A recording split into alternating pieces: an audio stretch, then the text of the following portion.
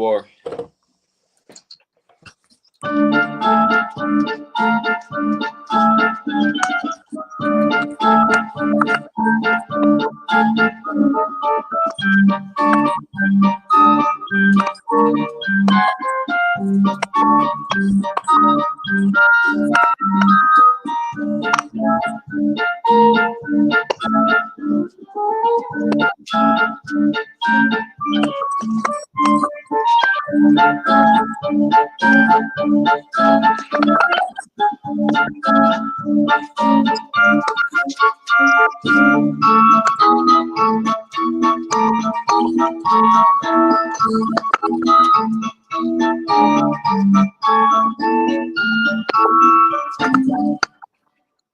And welcome everyone to Mega Life 21 Live, shooting the shit, the red pill piranha, an alpha male show. Okay, and I welcome everyone. And here's my co-host and special guest from San Francisco, California, Mr. Mike Hilton. How are you this evening, sir? I'm awesome. How are you doing, Mr. James Madonna? Very good. We are alpha male activists, and we also have boisterous beer banter at the end. And hopefully, Mr. Eric Frauenfelter will be joining us in about a half hour, and any of his friends if they want to join. Now, Eric, I want to get on. First, what I would like to do, 7 lucky bells for the evil spirits. And what I want to do is get into the first topic about females, the female gender. And that is that I cannot understand this ridiculous, illogical obsession that women have with men that are mysterious and that withhold information about themselves. You know, the experts are saying that when you first meet a female that you like and you're talking to her, not to say too much to her, to be very secretive. But then if you're secretive, they complain to their girlfriends, oh, gee, I don't know anything about this guy. He doesn't talk about himself. I know nothing about him. Oh, that makes me nervous. What if he, what if he's this? What if he's that? What if he has a criminal record? What if he's a wacko? What if he's... maybe complain to work that he sounds like a bit of a stalker, crazy criminal guy. What if he's a serial killer? What if he's this? I don't know anything about this man. It makes me nervous. And then they complain that they don't know anything about the guy. But then the experts say, even if you text too much information about how your day was, or you tell them about you, because, in the old days, when you met somebody, it was a simple introduction followed by small talk.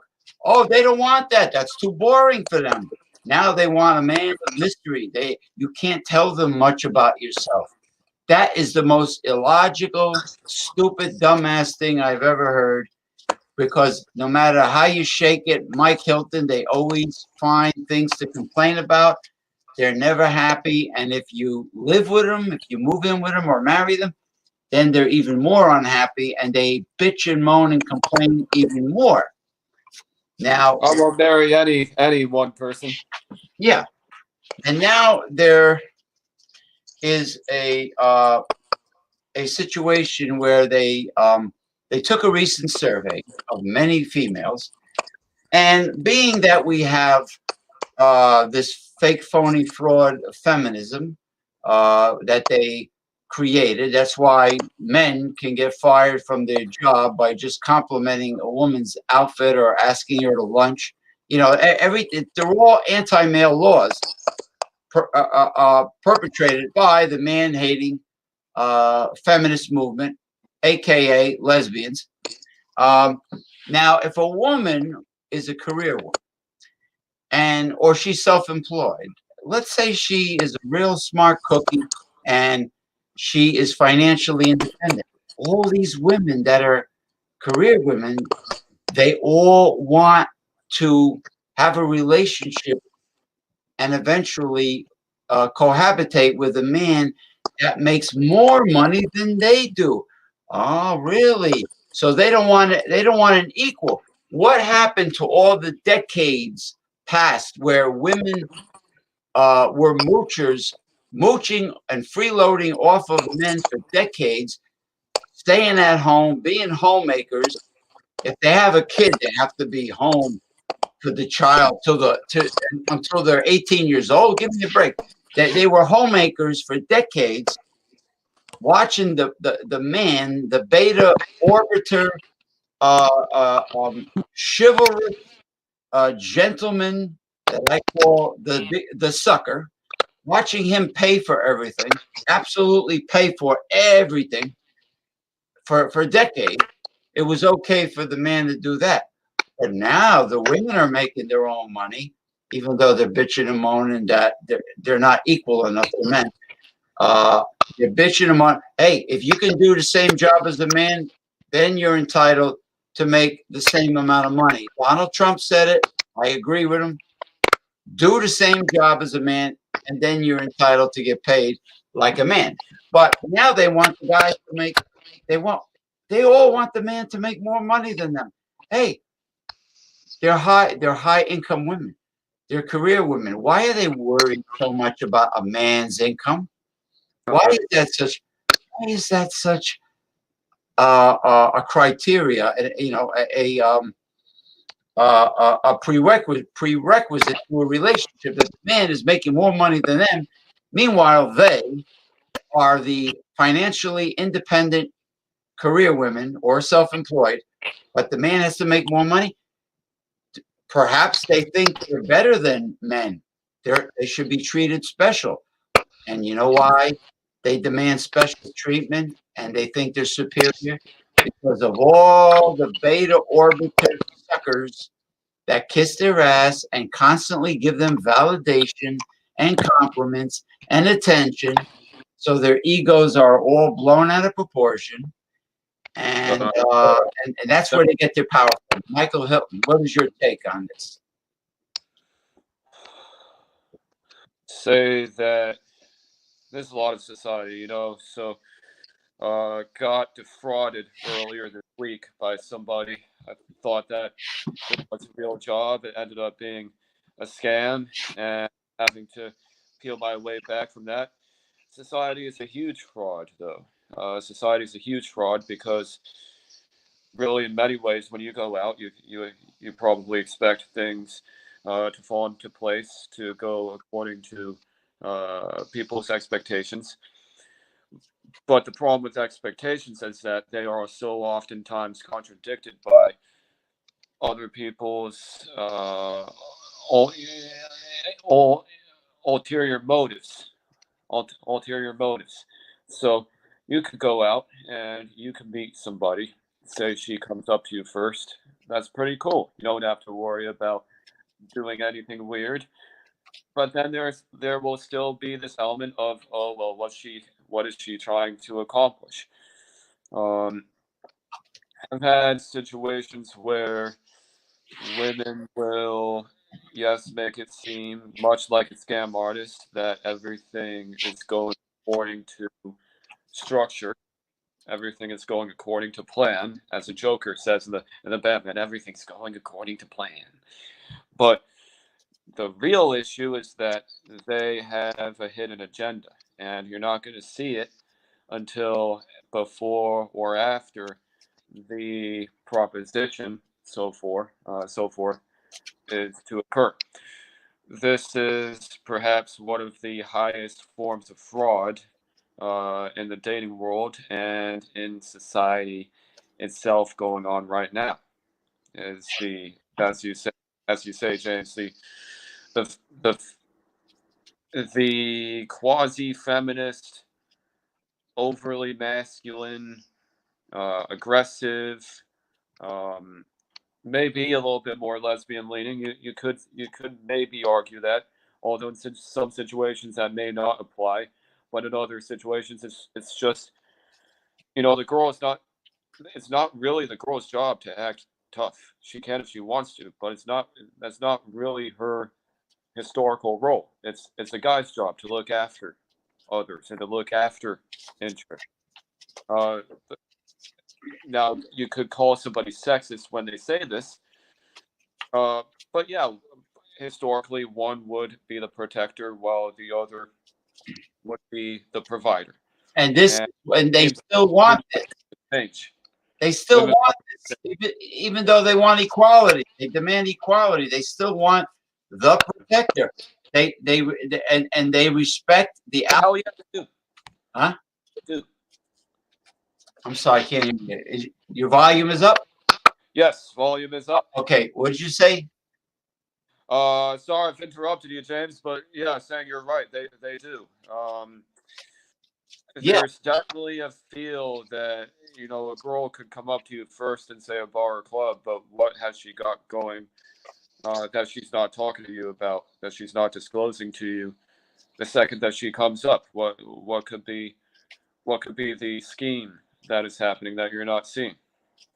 Well, a woman. I had a female supervisor, a black girl named Toshiba.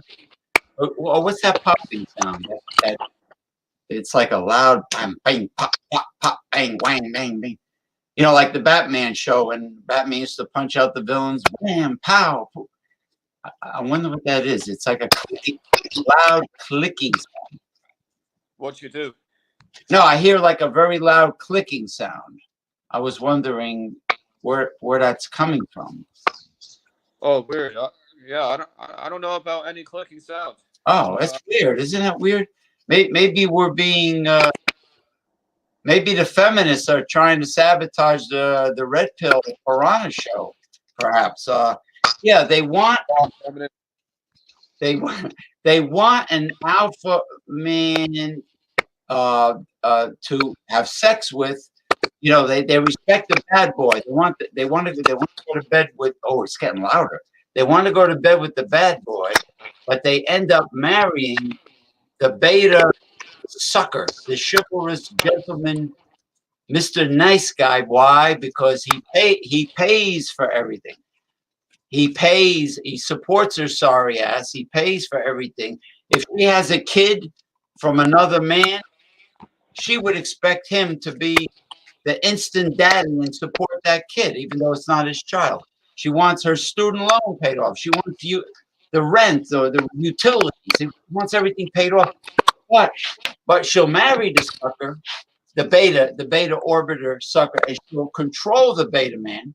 But she still fantasizes the alpha. And Look at the movie Alfie, for example. Alfie is a good movie that exemplifies that perfectly. And you just look at how, yeah, in the 1950s and the 1960s, it may have been a little bit politically amoral, but they were trying to preserve an institution. And you could say what you want about it, but the point is, if you looked at this from a Rousseau perspective, Jean-Jacques Rousseau will knock you or anybody for off their rocker, for example. Hey, he knocked me off my rocker because he has a lot of good points about emotion over logic.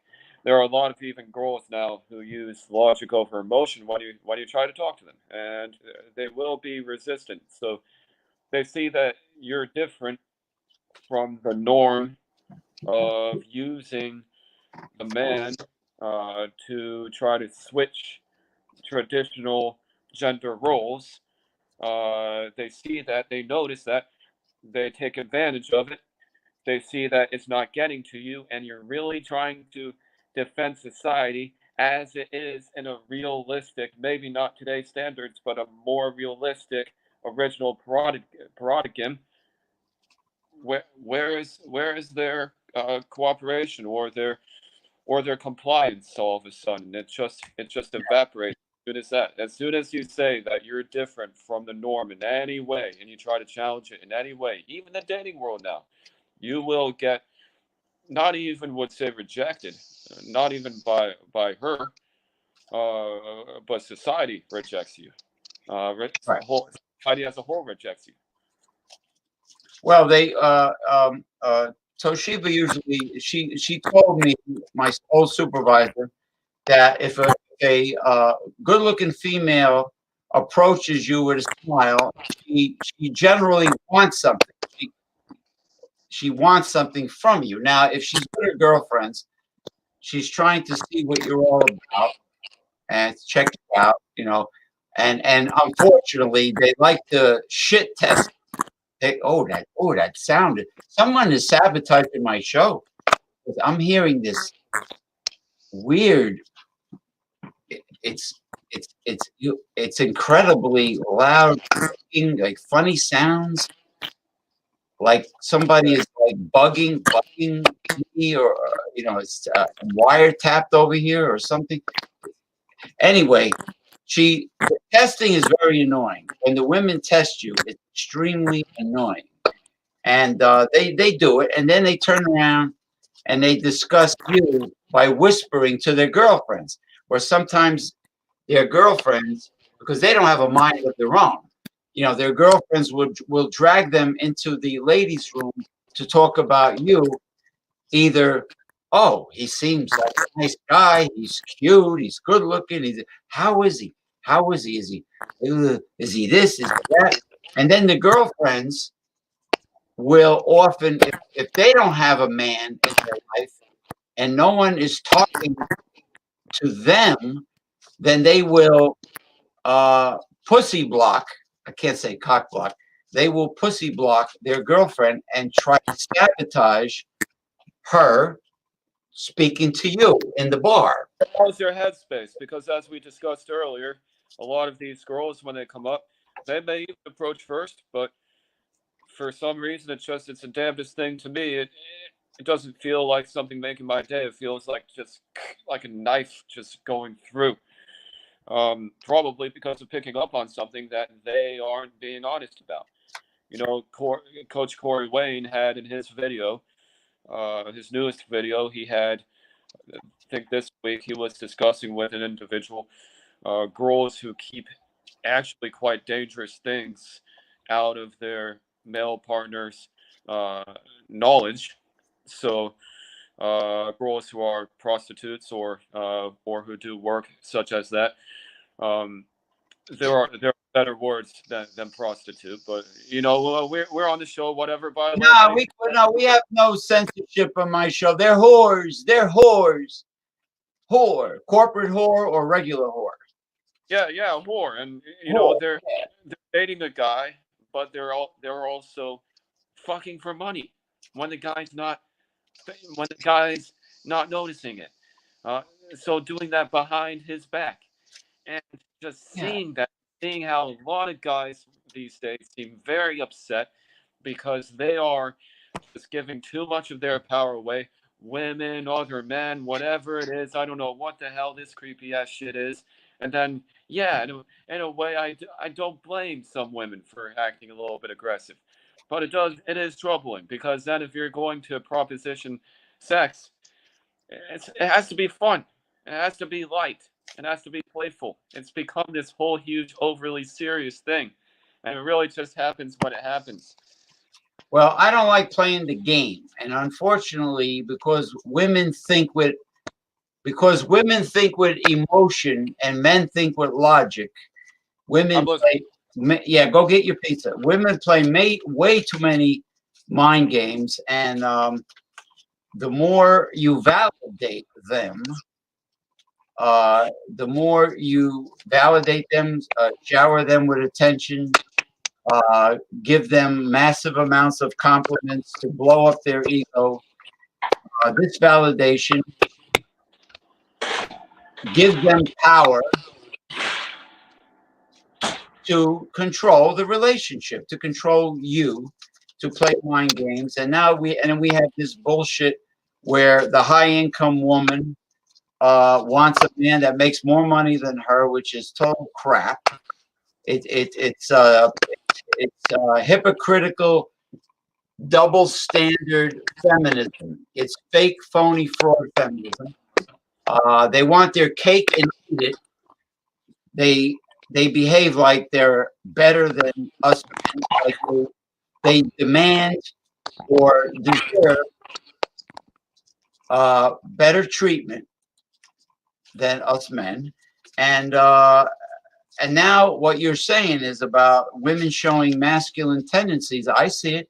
I see young females driving pickup trucks and SUVs. I see young females with aggressive, gothic or demonic looking black tattoos on the side of their arm, like a man. You know, right on the side of their arm, like a man. Not a pretty, you know, a rose or a heart, or you know, like on their hand or whatever, or on their lower back. Oh no, they got to be like a dude and have it right here, like they're so fucking tough, you know. And but if you're gonna do all that stuff, then just say it and just, you know, express it out loud as part of who you are. Why are you gonna do it and act like, you know, come out of try to act like you're not doing it? Yeah, come out of the closet, say, hey, I'm bisexual or I'm a lesbian, and I'm a closet lesbian. I'm a bisexual, and I wish I was born a man. You know, just say it. I'm always big on honesty. I love people that are honest. You know, come out and say it. You know, instead of having this penis envy and wishing that, you know, and trying to compete with men head on and be bitter and miserable, you know. But at the same time, if you want equality, Mike Hilton, you have to have equality across the board, and which means pay for your own fucking dates, pay for your own fucking drinks, because drinks are expensive. Oh, I've been on dates where we both pay, and it's not that big a deal. Well, that's good. California girls have a much better outlook and attitude than the bitches over here, you know. And my yeah. Oh, I thought that in New York it's cool. No, it's not cool. No, they're all out for themselves, opportunistic, parasitic, selfish, stuck up. They listen. A girl, according to our society, the one who asks the other person out is supposed to pay. They don't make eye contact and make first moves to try to date the man, and they act stuck up. Oh, fuck eye contact. I don't pay attention to eye contact. Eye for eye. It was an old disco song. Eye to eye contact. She was looking at me. I was looking at her. Contact. Yeah, it's an old disco song. Scam artistry. Oh, they sang it?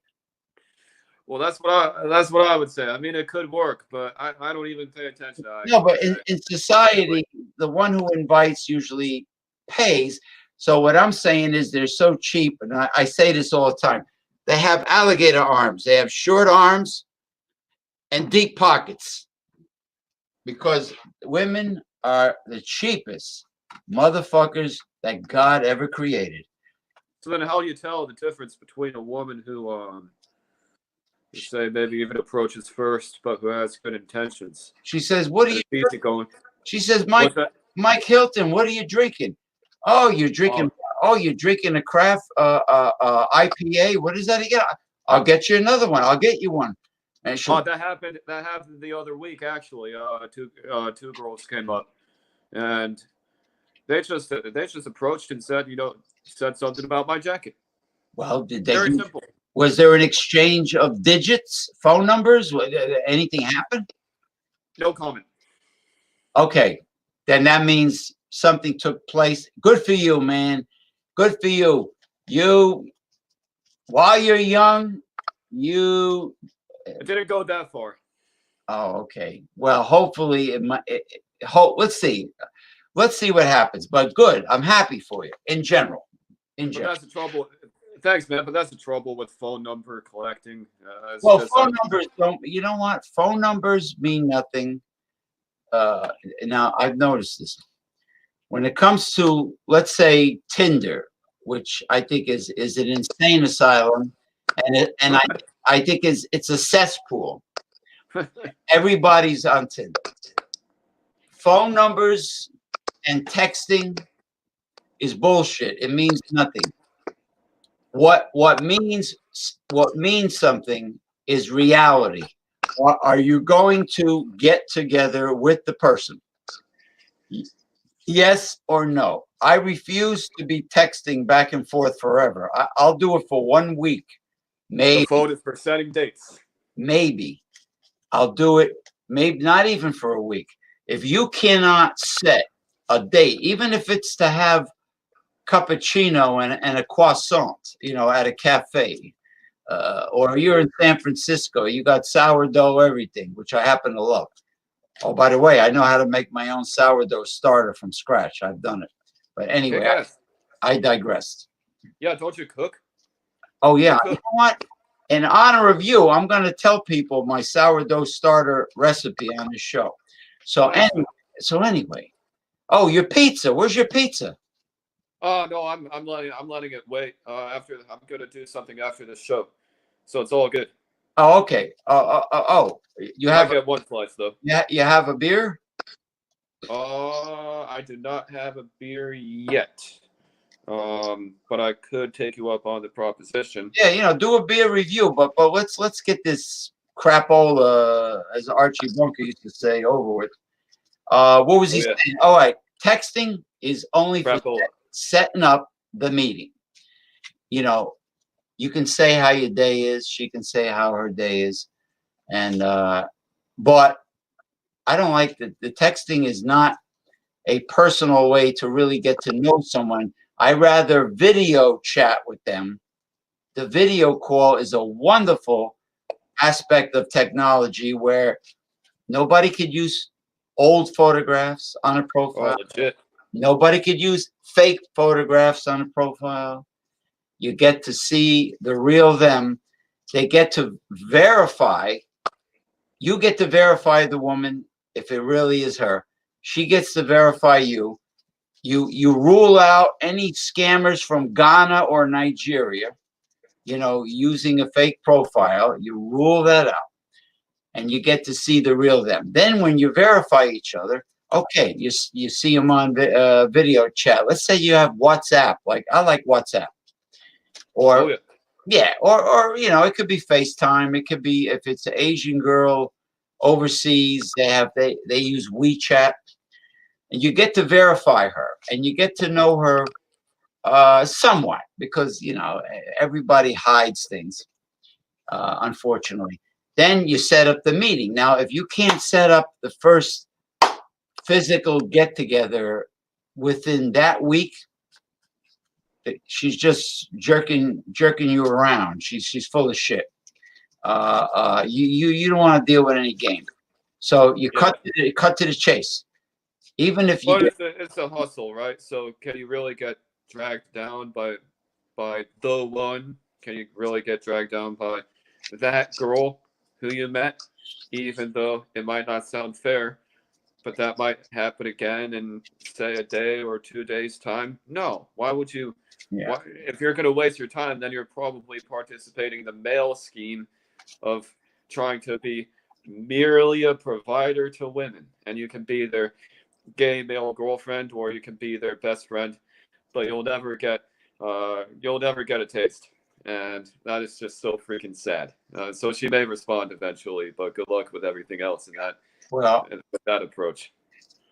Well, I think that the male provider, chivalrous gentleman, a sucker, is a sucker. Funny how you said that. They are suckers that work long hours to pay for everything. And it's a sad situation. They're not even in the state to be approached or to approach anybody.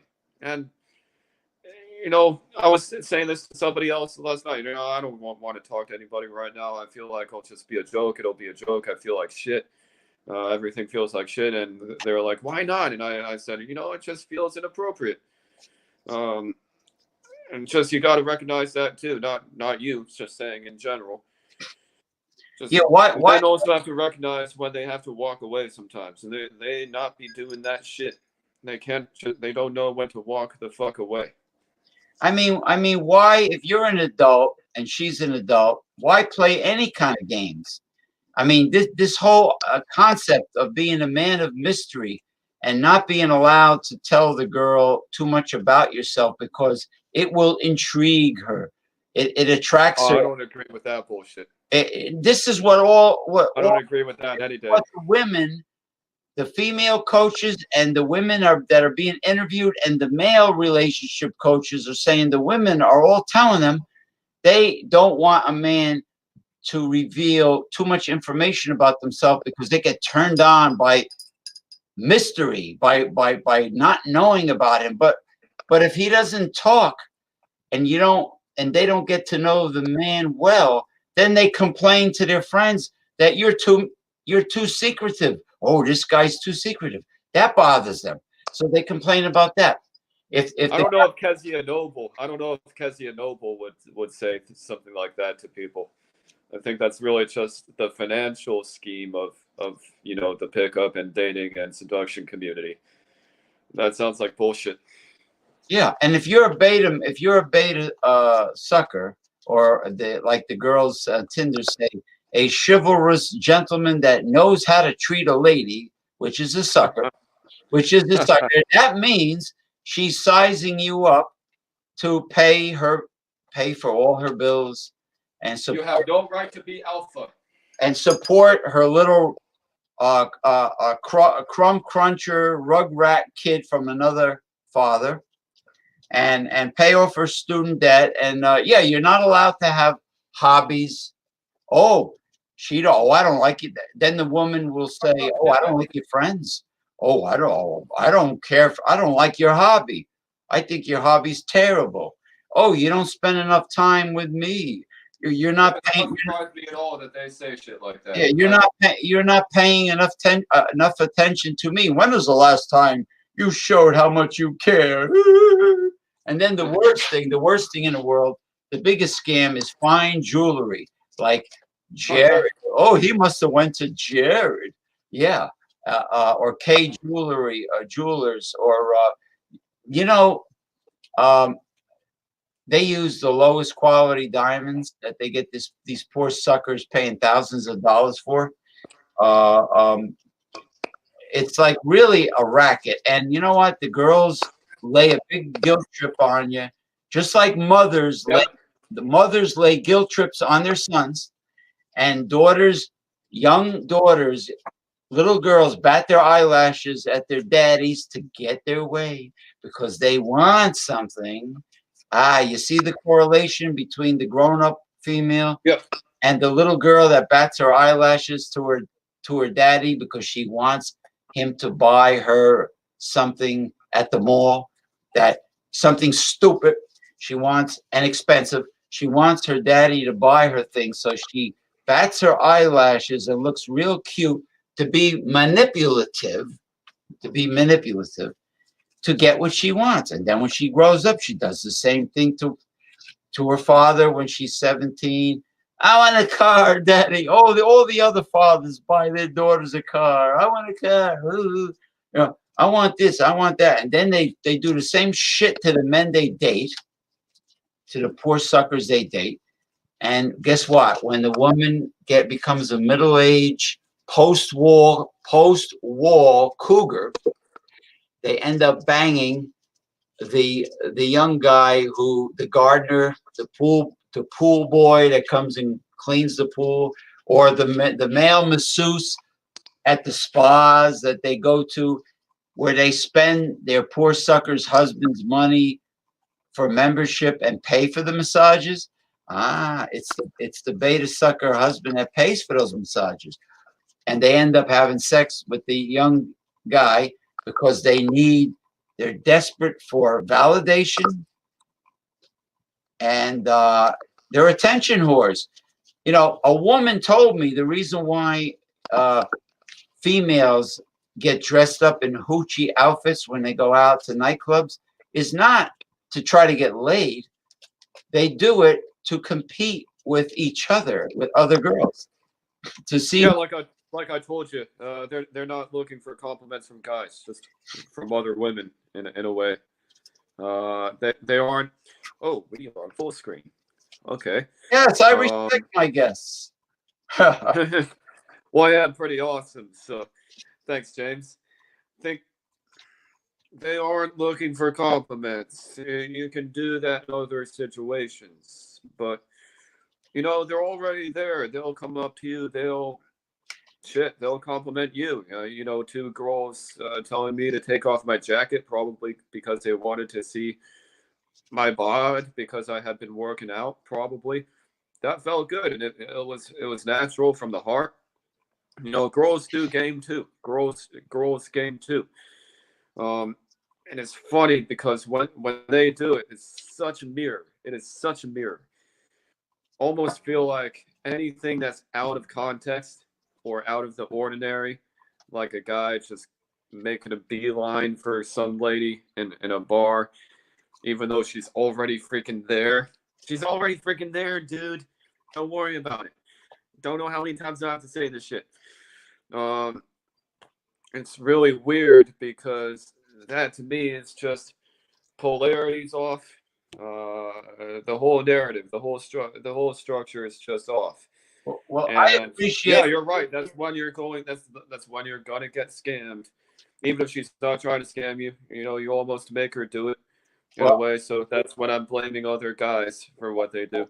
Well, I appreciate a woman who's assertive, who, if she sees what she wants, she goes and gets it, and she tells the guy exactly how she feels, and she's honest. But all these games about keeping secrets because intriguing her turns her on is hogwash. It's poppycock. It's bullshit. It's total adolescent, childish bullshit. Why not cut to the chase and just get to know somebody and use your fucking brain cells? Get to know somebody, get it over with. And that's what adults are supposed to do. Not this bullshit of, keeping secrets to intrigue the woman. You know who talks about that? This beta orbiter dating and relationship coach by the name of Bobby Rio. And Bobby Rio and Apollonia Ponte. They talk about, you can't tell the girl too much. But at least Bobby Rio admits that he doesn't like the games. He says, I'll admit it. Guys don't like playing these games. But he says, you're in a bar, and you're right, James.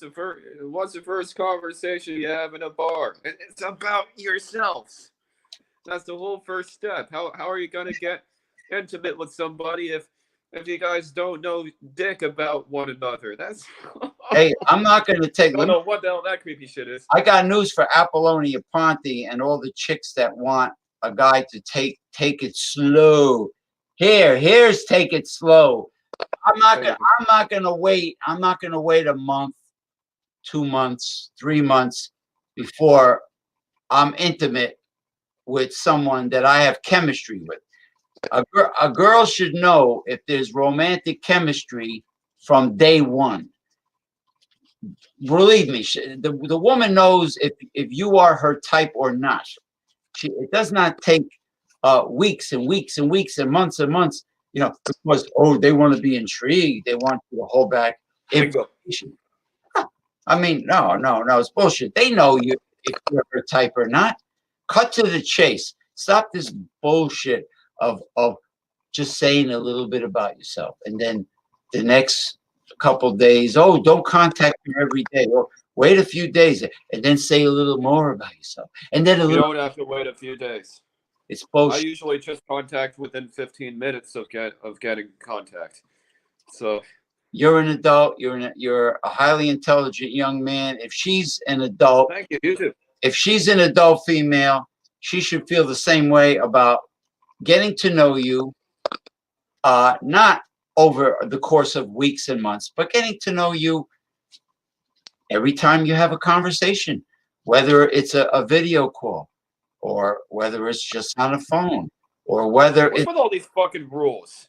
When did all these fucking rules come about? Yeah. telling other people how to go about their experiences. Yeah. Isn't that whole overly masculine thing that we're talking about?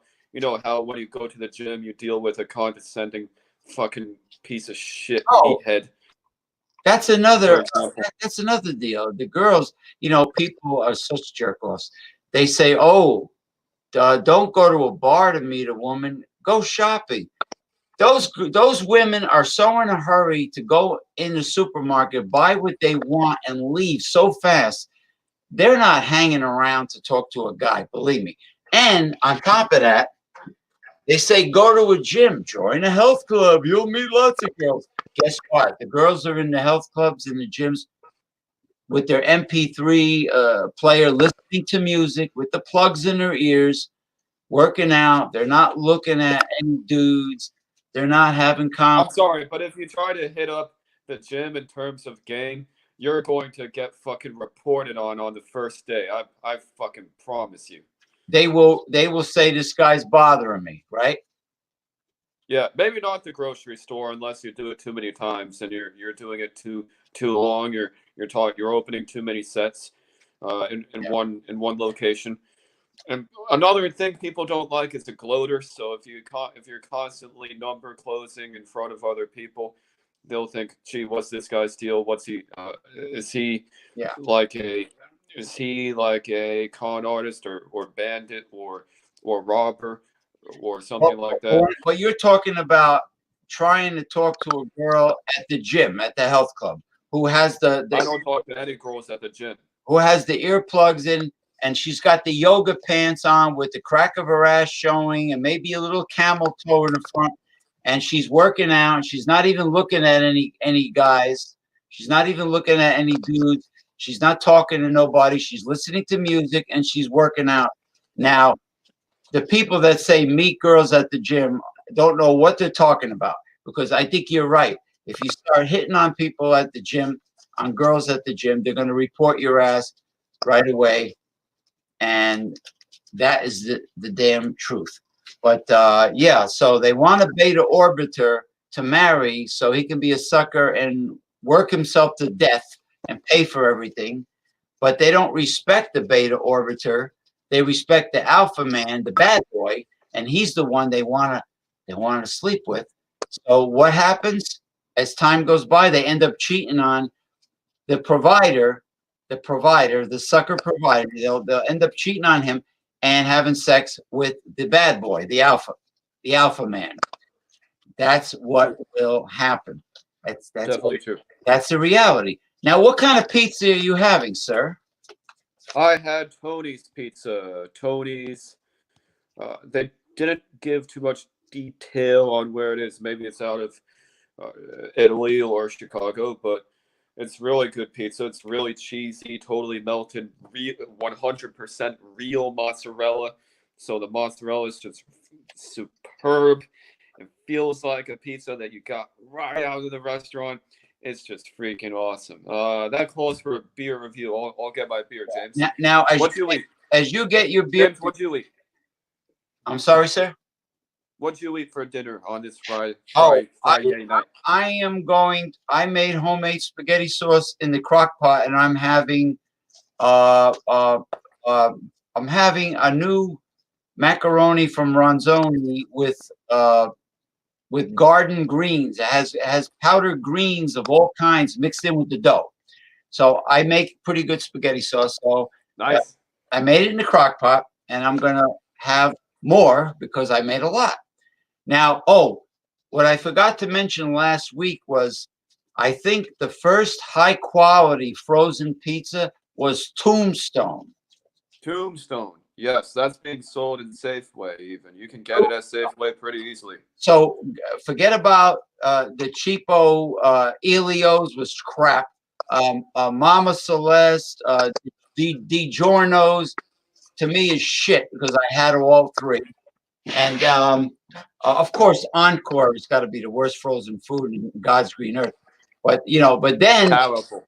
then Tombstone came out, and I think Tombstone pizza was the first decent frozen pie. I think Tombstone was the beginning. Now then, you have a lot of them. You got the Screaming Sicilian. You got Tony's that you're eating tonight.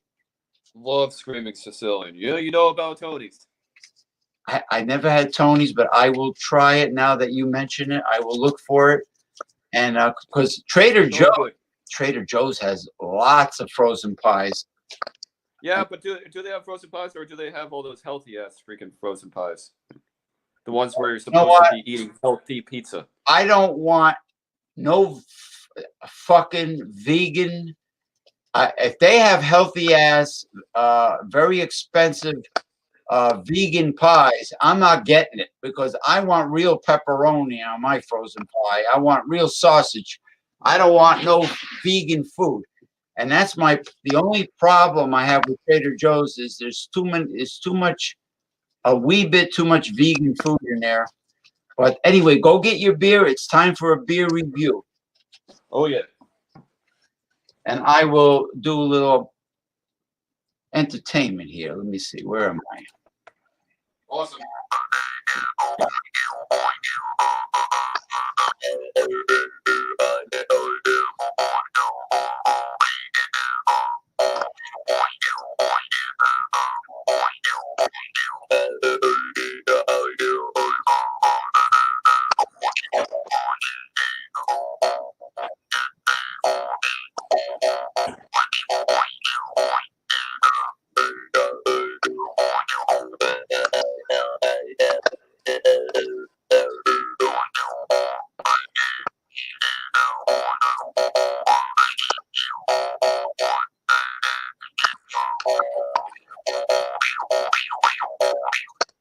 Yes, you are watching The Red Pill Progressive Piranha. James P. Madonna of Mega Life 21 and Progressive Discussions, and I'm here with the one and only Mike Hilton from San Francisco, California, and I want to give my quick recipe for homemade sourdough starter. What you do? You take equal amounts of unbleached flour. It could be, as long as there's gluten in it. It's got to be wheat. It could be whole wheat. It could be all-purpose unbleached regular wheat flour, whatever. It could be. It depends on the container you're going to use. Now, if you want to make a lot of it, you use more flour. What you do is you put equal amounts of warm filtered water, equal amounts of water in parts to equal amounts of flour. You stir it up really good until it looks like very watery, like watery pancake batter, like a pancake batter consistency. Oh, Then you put some sugar, because the yeast to make sourdough needs to feed on sugar, high carbs. So you add put a cup of turbinado sugar, which is dehydrated sugarcane juice. Use organic turbinado. The Spanish people call it panela with a P, because canela is cinnamon. Panela or turbinado in English. Turbinado sugar. Put a cup of that in there. Stir it really good. Now you want to use a little bit. You don't need the whole packet. Just a little bit of baker's yeast, just to give it a quick jump start. Then you mix that. Now you put something loose on it, like a damp like a dish rag or something. You know, it has to breathe. You put it in room temperature somewhere where it's dark. Just put it somewhere and let it sit for a week, 7 days. Let it sit for a week or even longer. What you're going to find after a week is several inches. All the water is going to be at the top. It's going to be black. Give it a sniff. You're going to smell sourdough aroma. So then you want to take a non-metallic spoon, plastic or wooden. Don't use metallic because it kind of kills the yeast. Then you want to mix that in there, mix the black fluid that's on top in the dough, and then put it in the refrigerator with the cover on. Then now you can put the cover on. Now you have sourdough starter, homemade, and you can add it to pancake batter. You can add it to baking recipes. You can make bread. You can make your own sourdough bread. That's how you make homemade sourdough starter. And I'm going to throw in homemade, very effective hand sanitizer that will destroy coronavirus or any fungus, bacteria, any virus, rhinovirus, corona. I don't care. This is Mars virus. right. I got this from Consumer Reports. You take 4 teaspoons of ordinary plain old bleach, chlorine bleach, 4 teaspoons, and you mix it in 1 quart of water, 32 ounces, which is about 2 liters, right? Give or take. 1 quart of water, shake it up really good, and then pour it into your little spray bottles. And that is a very effective hand sanitizer that will cost you, it only cost me like a couple dollars for a half gallon of bleach. And that is the hand sanitizer for the coronavirus and everything, all the above. And just keep on spray surfaces that you touch often, spray your hands, boom. Now it's time for the one and only Mike Hilton's craft. I think it's craft. Hand sanitizer. Hand sanitizer beer review. Oh, what Well, you got? guys, thanks again for the introduction. We have had it before, but have not really been able to buy that much beer. Have a live stream on my channel shortly after this, but I haven't been able to buy that many new beers, and want to save some of those for later. But still want to get this out. It's a little bit old. This is Sierra Nevada's 40 hoppy. It is their Sierra Nevada 40. Sierra Nevada 40. Oh, Hoppy wow. Anniversary Ale. Check that out, James. Wow, that looks like I love that label. And I have Isn't it cool? the Sierra Nevada product line has really attractive artwork, labeling on there.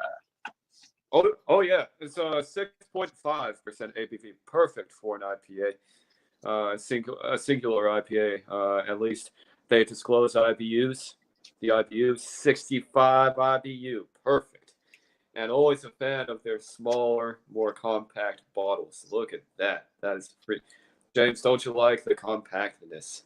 I like the compactiness. I like gigantic bottles. And remember the Foster? Remember the Foster's oil can, the giant can, the Foster's lager from Australia? I don't drink that, but yeah, sure. Yeah, what do they call the Damian Owens was explaining to me what they call the really big cans. The big cans. Know. But they serve more beer than 1 pint. It's more than a 1 pint beer. Hey, brown bottle, black bottle cap. Yeah, it's really good looking. I mean, the color of the glass, the color of the orange, what is it, like the golden or orange markings with the black label. Oh, look. I know what you're talking about. Wow, that is a good looking craft IPA. Look at that. But I don't know. I know what you're talking about, but I don't know what you're talking about, James. Right. Two Finger Whitehead, orange beer. People talk about haze in their beer. I mean, I don't really see no haze because it's a wepa, whatchamacallit. It's from the West Coast, so you're not really going to have that much haze on it. Let's just put that one to bed. Bubbles, dark not rising. You see him maybe a little bit. Maybe a bottle conditioned beer, not sure. High profile, high body beer. It's got the aroma. They got this wrong the last time. Guessed Cascade hops, but think it's more of Citra hops.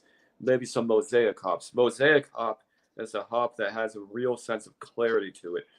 When you imbibe it, it feels like you're literally drinking glass. It is that clear. Wow. Wow, indeed. And with all those IBUs, you're definitely getting the CBZ hit on this beer. You're definitely getting a little bit of a marijuana strain on the beer. That's awesome. Very marijuana-y and very marijuana-y. And that beer in general just looks terrific. The body, she's got a great body. Let's see the insides. Yeah, I think so too. That is a very attractive, delectably inviting IPA, and I am going to look for it. Hopefully, I can find it. And now Go what? find it. Now there's cannabis extract used in that IPA. I think that there is cannabis extract in this IPA. So let's go. Let's see. Let's get into it. Cheers, Oh, James. yeah. Cheers. It's beautiful. It's a work of it's a fermented work of art, in my opinion. Oh yeah, yeah it is. Presto, presto. Fruit at the front, bitterness at the back end. Definitely good lacing, good seaside feel. As Ronald Theriot would say, it's a winner. It's a winning craft beer. It puts. Now I know from my title on this video, but this puts that beer to bed. It's just it totally just drags the ground with that beer. Sorry, Corona's cool on its own accord, but when you look at a beer like this, you just have got to. It's almost if you have, say, a bunch of Coronas, you know, in all their glory, because that really is quite an achievement of a beer. You've got to give Corona at least a little bit of credit.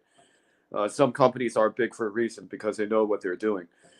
Other companies are big because of what James says about deception and health and kind of expediting how to brew beer. Just cheap products. Ain't none of that. Corona is really one of the more healthy versions of that kind of beer, I think. But if you have a bunch of Coronas or maybe even a couple of really fresh Heinekens from overseas, and then you look at this beer, you're going to want to see how it differs or is maybe even similar to Corona in some ways, such as drinkability. It's just, you know what I mean. It's kind of you want to take that step up. Yeah, I mean, I don't understand why there are so many macro fans, fans of macro beers. How could you like a macro beer that's chemical laden when you can drink a high quality craft beer like that? A beautiful look at it, how stunning it looks, and the ingredients, it's all natural ingredients. There's no chemicals, no preservatives. There's this extract of cannabis in there. It's very, it has a great, it's eye candy. It's appealing to the eye. You're enjoying the flavor naturally. Oh yeah, you can still get drunk. Don't get me wrong, you can still get drunk. But think what a lot of people refer to when they say, "Oh, I'm shit faced," or "Oh, I'm in such a trashy state right now." Maybe it's a kind of beer. Maybe it's just a kind of beer that you're putting into your system. Pabst is a pretty good beer. So if you want cheap beer but you still want a good deal, I'd go for a Corona or I'd go for a Pabst Blue Ribbon any freaking day. I'd go for Miller to be honest. Thought that Miller was a joke until I tried it, and it seemed pretty not crafty at all, but it seemed very solid. I'm sorry, guys. Go ahead. Do you like the Modelo product line? Modelo Especial, Negro Modelo? I love Modelo, man. I love a good Modelo. What do you think? I think Modelo is a very high quality macro beer. I think there are some out there. I think Genesee Cream Ale is a very high quality macro beer. It's only $4.50 for 6 bottles of Genesee Cream Ale in my area, from Rochester, New York. There are certain, like you mentioned, Pabst Blue Ribbon. I haven't. you know what? It was too weak for me. It was like for me to drink Corona. It's like drinking a light beer. I hear you. But considering the price and sometimes how you might not always be able to afford a craft beer. See, right now I can't. And I live in this cool ass place here. I can't afford that much craft beer, man. My account is frozen from that piece of shit who scammed me. Um, yeah, just I can't buy that much craft beer right now. So Yeah, a lot of craft beers is ranging from say $9.99 to $11.99 per one box, and you could get a Pabst though sometimes, and you might still get at least some semblance, some. Uh, James, I know that sometimes you oppose the non-craft beer community. I understand, but what happens when you won't always have or be able to have a craft beer around? You know what I'm saying? yeah. I mean, yeah, you're right. Craft beer is not inexpensive. It's a bit pricey, and sometimes you can't always have a craft beer. I know our good friend Eric Fraunfelter, who might be popping on, but I don't know. I don't know where he is. I Yeah, you saw. said a half an hour. What's he up to? Well, I don't know. I sent him the link. I saw him on Jay's show, which I was on. What did I bring? Oh, Black Cat rum from Suriname, South America. And Oh, that sounds nice. yeah, and then for Thundering Thursday, I brought this tequila that begins with a C. That I honestly don't remember the name of it, but it was damn good.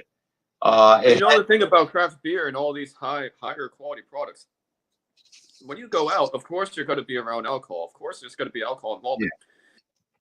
Yeah. Now my friends do keep an eye on me, which is good because I am a craft beer enthusiast. That is a bit of a conflict when you go out because you can't just drink. It's not like you can drink all this beer and then you can be good. But think that when somebody says they're really shit faced, they may be drinking a lot of beer that's putting them in the kind of place where they can't really even put two thoughts together. But the thing about craft beer, even with that marijuana strain, is that it just puts you in a different headspace. You can almost imbibe it all night, and you might be more enlightened than you would be drunk. Well, Just what I gotta say. I don't drink wine, beer, whiskey, rum, or any hard liquor. I don't drink any fermented beverage with the Why? objective to get intoxicated. I actually enjoy the flavor of high quality liquors. I mean, Yeah, if you just enjoy the flavor, you'll be fine. yeah, I enjoy the flavor. Like, I think, like, let's say, all right, I think Carlo Rossi wine is made in California. That's good. Carlo Rossi White Zinfandel, ice cold, kept in the refrigerator, ice cold, is a great, very drinkable wine that you could guzzle every day or any time. What's the ABV on that wine? Yeah, it has like a strawberry flavor to it. It has a beautiful pink, rosé color, and it has a strawberry, fruity, like drinking sangria, a fruity aroma and flavor. Women love it, So and very drinkable. yeah, very, very. Carlo Rossi White Zinfandel is outstanding, I know about that. I know about that wine. and Good. just to have it in the refrigerator and push it all the way in the back in case you have a girl over the apartment. Yeah, that's another simple thing. You know, what's this whole thing of oh well, girl comes up to a guy and says, yeah, I think I had a girl come up. It may have happened. I couldn't really make out what she was saying, but she said, you could take me and my friend. We had barely exchanged any words. There was barely any premise, and even though it may have been indirect, it was just kind of something where there wasn't really any premise, and I felt like it was a little bit masculine when they did that. I felt like I was talking, and I'm sorry, I'm not gonna hang out with girls if it feels like I'm hanging out with guys. I'm not trying to. In other words, on, they were propositioning you like a man who like a pushy man propositioning a female, right? Yeah, but then on the other hand, all the guys who go up to girls constantly asking them what are they doing after or where. Well, maybe that's not actually the worst question, but actually just point blank saying, hey, party. And What are you doing after you leave here? And if you say, I don't have any plans, I was just going to go home. Now that's not bad either, because the girl no, really, that's not bad. if the girls are really into you, That won't argue with. they're going to go, oh, you going home? Oh, can I follow you? Can I come? Or yeah, That's a lot of compliance. I got some. Hey, I got some really nice Sierra Nevada IPA with cannabis in it in my refrigerator. I was gonna relax and have. Or maybe that wine with the sangria in it. Oh, the Carlo Rossi White Zinfandel. I've heard about that wine. I know all about that wine. I'm gonna. It is cheap too. It's cheap. I'm gonna. Or you can get port wine. Port wine is 18% alcohol, man. Get port wine. How do they get it up to 18%? I hear like you can't get it up to a certain ABV by law. Well, by law you can't have it. Well, Ronald J. Theriot says that the Taylor Wine Company in New York State uses Concord grapes. Everybody loves the Concord grape. Welch's, it's a dark black, purplish black grape. It tastes fantastic. They make jelly out of it. They make whatever. They make the Taylor wine out of Concord grapes. Now, the way they get the port wine and the sherry up to 18% is he said How do you do that? He found out they put Paul Masson brandy. They spike it with Paul Masson brandy, which they happen to own. Constellation, not Constipation. Constellation Brands owns Paul Masson and also Taylor Wines. So they're spiking it with brandy to kick it up to 18%. And that's and using brandy. That's fucking cool. Now, brandy is awesome. If you buy brandy's good. If you buy a big bottle of port wine with 18% alcohol, which it's a dessert wine. It's a sweet wine. And you get a bottle of Carlo Rossi, a big bottle, White Zinfandel. You don't have to buy a gallon. And you just shove it to the back on the bottom of your fridge, push it, and forget about it. Now you have a gimmick to invite girls over to the apartment. Now you got. Yeah, you're right, James. I always find that just pointing something out in the environment, never talking about something obvious like looks or something, even if other women weren't really about that instead of the guy, just talking about that alone. It's kind of like with those goals who kept coming up. But but everybody meant.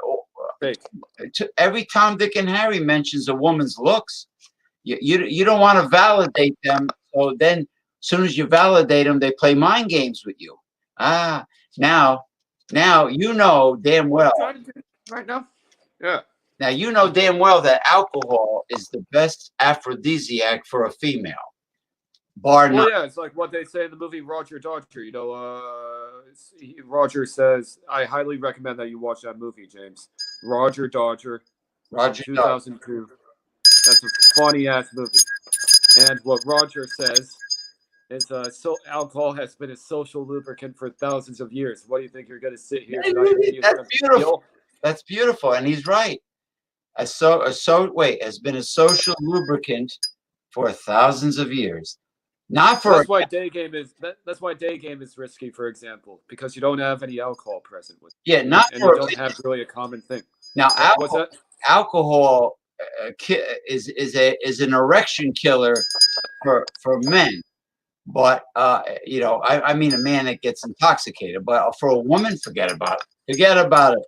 That's why you gotta have a couple wines. Hey, they don't have dicks. You have to have. Sorry, I just like the way this bell sounds. Me too, James. You have to put. You have to get a couple half gallons of sweet wines, like I just mentioned, that women would like, and just keep it there, ice cold, and forget about it. And now you have an excuse that if you're going home after the bar, and I'm going to go home, and I was thinking of relaxing with a glass of Taylor port wine or Carlo Rossi white Zinfandel. And if you say white Zinfandel, Mimosas. Some girls are impressed by fancy words. If you say white Zinfandel, they go, ooh, I never had that before. Thomas Crown shit. Oh, what's that? That sounds very exotic. Oh, you want to come home with me and try some, perhaps?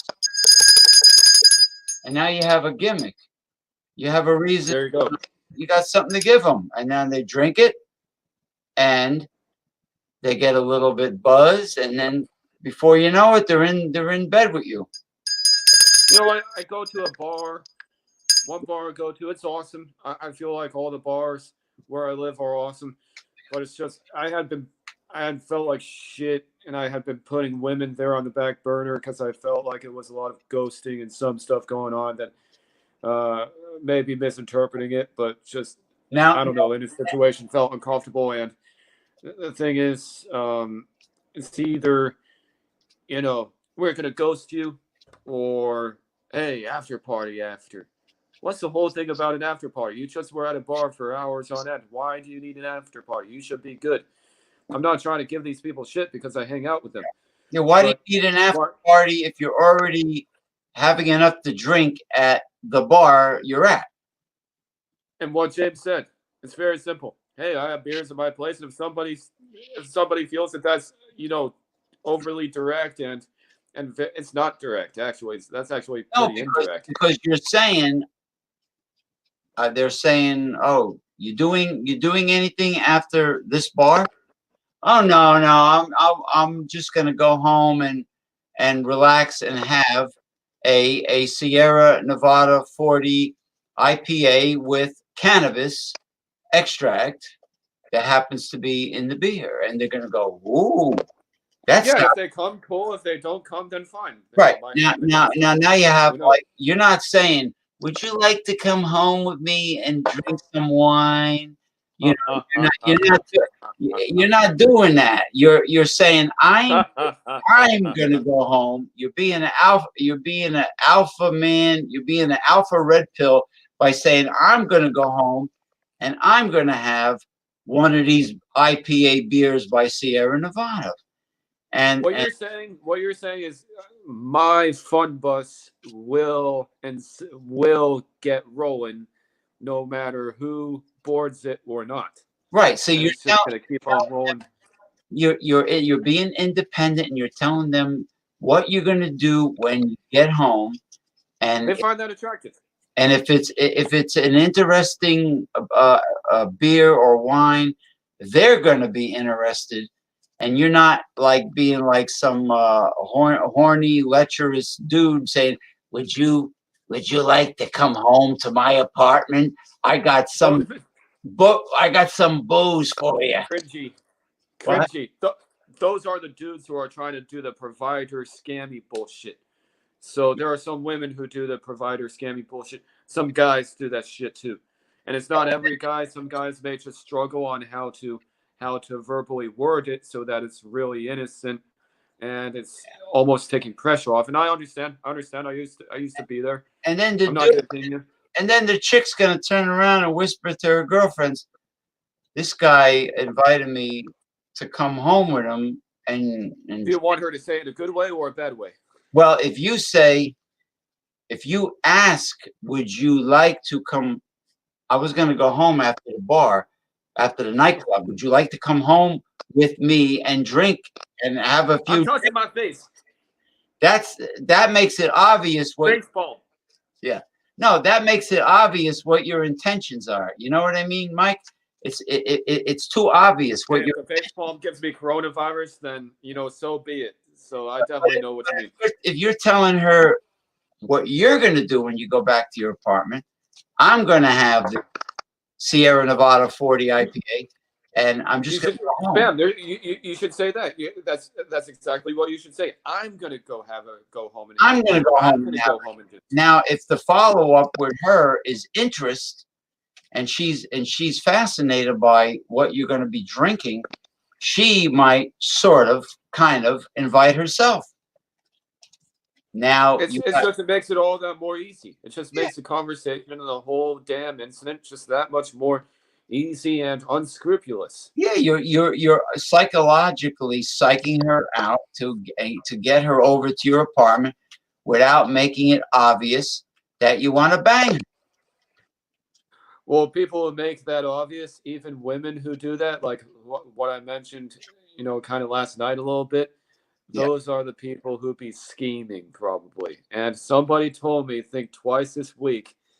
If it sounds like it's too good to be true, then it probably is. And that means they're up to no good. That means they're what are they going to do? They're going to cry rape and call the cops, or they're going to but some people know what they're signing up for, though. Or maybe the girl is like a nymphomaniac swinger. Maybe she has STDs, and she bangs everything inside. Or you don't want that either.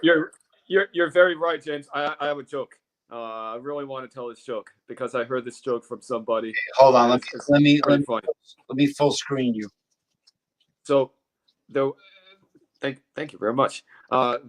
There's a guy, and he goes to a bar in a very small town somewhere, and he's not quite knowing how his day is going. He's trying to mentally process everything that he's been through throughout the day. He's kind of just trying to hang back, relax, not worry about much, just trying to have a good time on his own accord. And lo and behold, two girls from that small town in that bar where everybody knows each other, they approach him, and they're getting him drinks, and they'd be buying him all these beverages, and they'd be chatting up with him almost as if it is supposed to be something right out of a book. Next thing you know, he wakes up in the park, no watch. Oh, they slipped him a Mickey. They knocked him out. You know the joke. I tried to explain that joke to everybody in my small town. No. I mean, when that happens, that means he got drugged and robbed or something like that, right? Mm-hmm. Exactly. That's actually quite serious. What if? Now listen to this. It could be worse. What if he was in an Asian country on vacation, and the girl knocked him out, and he found out one of his kidneys was stolen from his body from the black market people? Oh man, I have an Asian girl right now who I'm kind of texting right now. And well, she's not gonna. No, nobody's gonna steal your organs in the United States. She's not gonna do that. No, I don't. No. Hey, listen, if you have an Asian girlfriend, stick with her, because they have exotic. Pretty fucking awesome. They have exotic beauty. They're very family oriented.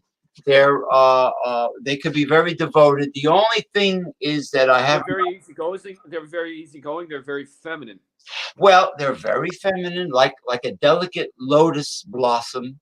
The only thing that bothers me is unless they're Americanized, if they're from Asia, they tend to be very unemotional, very robotic.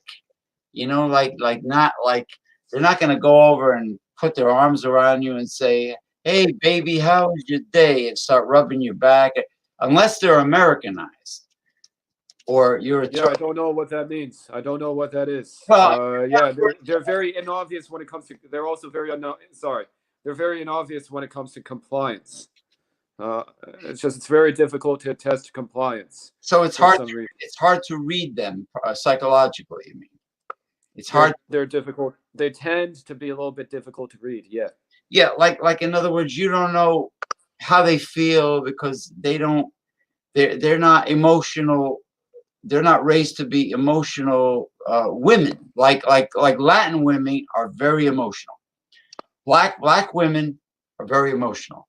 White women, and Depends on who they are. depends on the Depends on white who they are. and the white woman. But you know, but an Asian girl is very conservative with people, especially people she doesn't know. But even you have to know her for quite a while and know her, and you have to know each other well for them to start opening up and showing emotion or perhaps passion, right? I mean, but I mean, Yeah, there was an Asian girl. I was trying to hang out with her tonight, but she was her plane was going. So, and I'm not in San Francisco, so now tell me damn, something. that would have been fun. San Francisco's Chinatown. Are the girls there like real friendly for a Caucasian American guy to hook up with, or they keep to themselves basically? Yeah, I would more go to the Soma neighborhood, south of Market neighborhood. Market Street can be okay. It's a little dodgy. I would maybe leave people there alone. I always default to this neighborhood when I go there, called the Soma neighborhood, because you could talk to girls on the sidewalk, just employing kind of the indirect things that we talk about. You know, what brings you here? Hey, that's a really uh, that shirt that you're wearing is about that musician, right? Uh, and then you can do that, and then you can show up at a bar there, and girls there at that bar will approach you. It's awesome, and people remember your name. Soma. For example, Now what's that? it's called the That's where I Soma. would go. Soma neighborhood. Now tell me something. Where in San Francisco, where do you find Jacob. most of the street performers in San Francisco? Market Street. I would say Market Street. Market Street has the most street performer because my friend does theater and he does street performances and he wants to know he's gonna be I moving. know the city like the back of my hand. Late here. Yeah, Market Street. He's gonna be moving to Las Vegas to Fremont Street to perform on Fremont Street in Las Vegas, but he also wants to try I think I like this guy. he wants yeah, his name is Ken Create. He's really talented. And he wants to I've done shows. Well, I videoed him many times. He wants to go to San Francisco and try performing there. So it's not Fisherman's Wharf that he needs to go to. It's Market Street, right? For street performers. Okay, because Right. he performed on Santa Monica Pier and Venice Beach in How'd it go? by L.A. He did pretty good. I know San Diego, which I've been to. San Diego has a beautiful marina where they have events at, and there might Oh, be that's nice because I hear that San Diego is a little bit of a piece of shit. a piece of shit. No, it's not a dump. It's expensive to live. It's like $2,500 for a 2-bedroom apartment. Oh, nice city. No. San Diego was freaking a lovely city.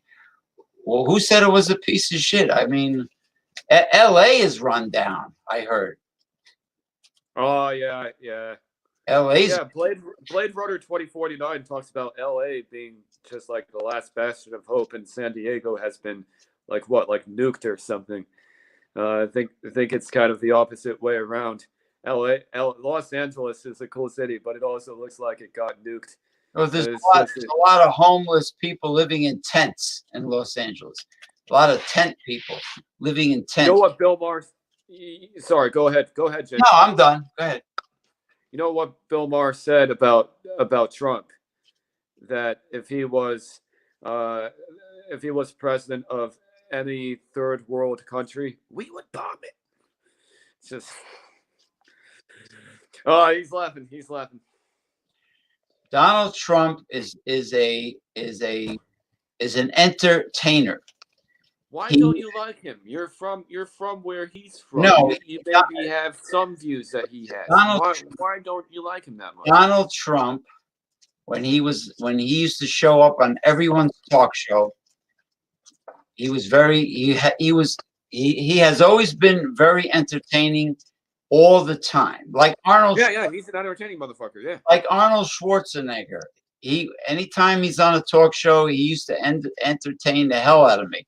And Donald Trump is an entertainer.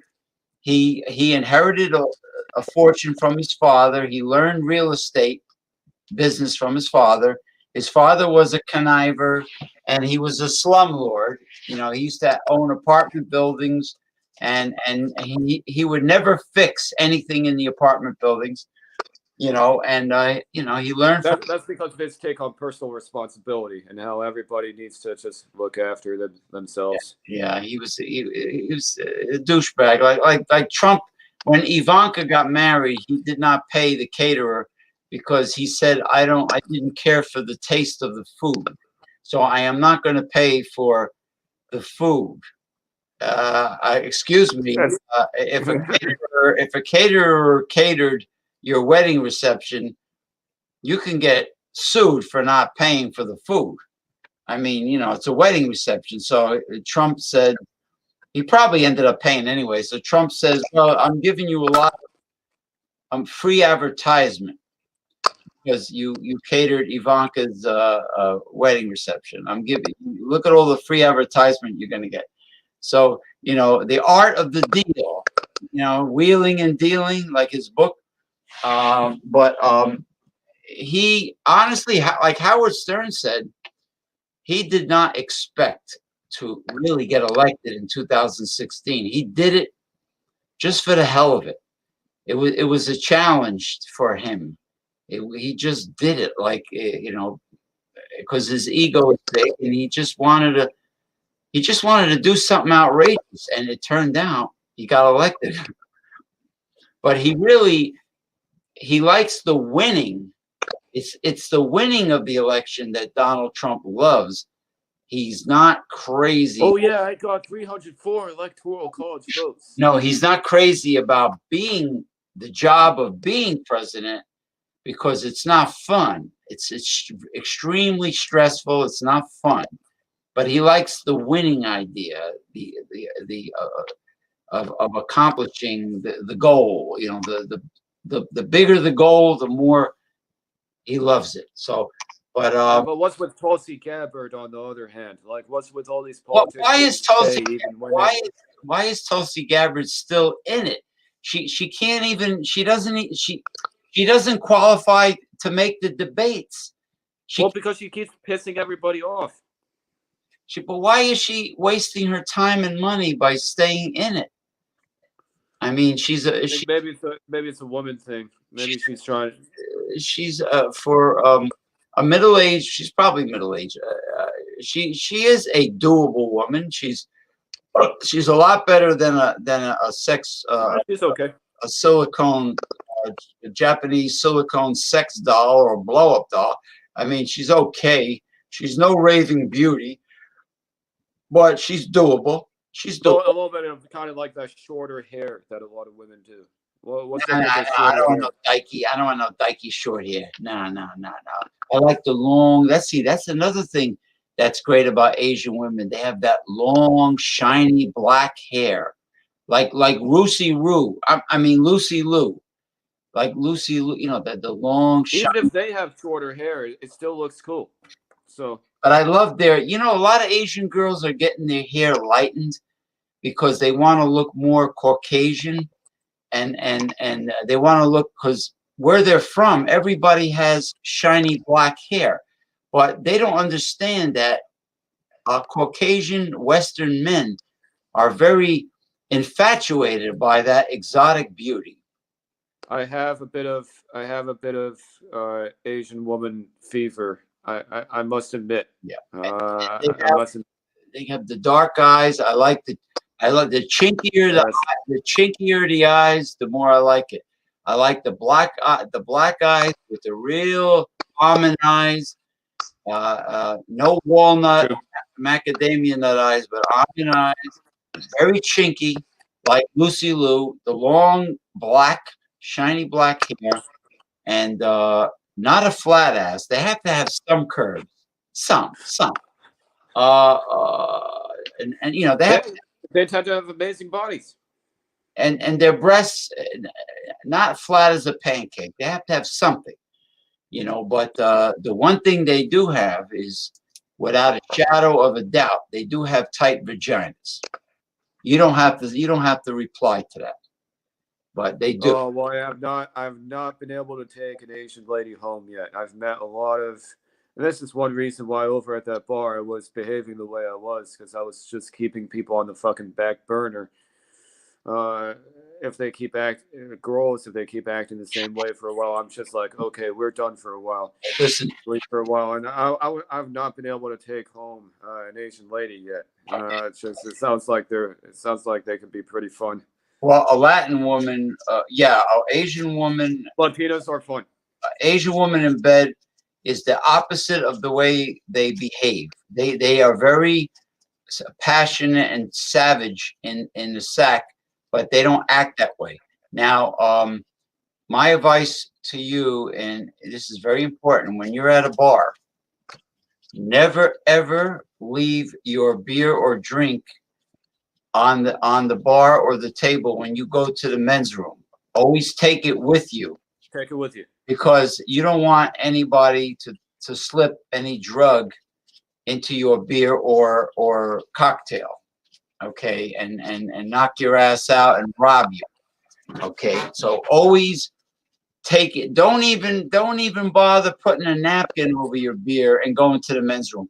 Take it with you and put it on top of the urinal or the toilet tank, and what, you know, always keep your drink in front of you, because you cannot trust anyone unless it's a close relative of yours, or you know, a loved one. But you know, just don't leave your beverage unattended, because you just never know who's going to do whatever. You can't. Hey, us alpha guys, we never leave any drink left behind. Right, because like that story you told me about the guy that woke up in the park with everything missing, his watch and I'm sure his wallet and his credit cards, his money, I'm sure everything was gone. They slipped him a Mickey. The girl slipped him a Mickey. Ah, right. And he like got groggy, and then she took him to a park and sat him on a park bench and robbed him and left him there. How do you tell from somebody's face, for example, just if they are just looking at a person? You can't. If they are just a slimy ass douchebag or an actual regular Joe. Listen, when I became of legal drinking age, in those days it was 18 years old. It wasn't 21, not 21. 18. Yeah, 18. 18 is when I was able to go to all bars and clubs. So there was a girl, the girls that were showing a lot of cleavage and dressed like aggressive in hoochie clothes, in prostitute hoochie clothes with the a little bit aggressive. They were the cock teasers. The ones that were real swingers that was willing to go home with you were the classy dressed women.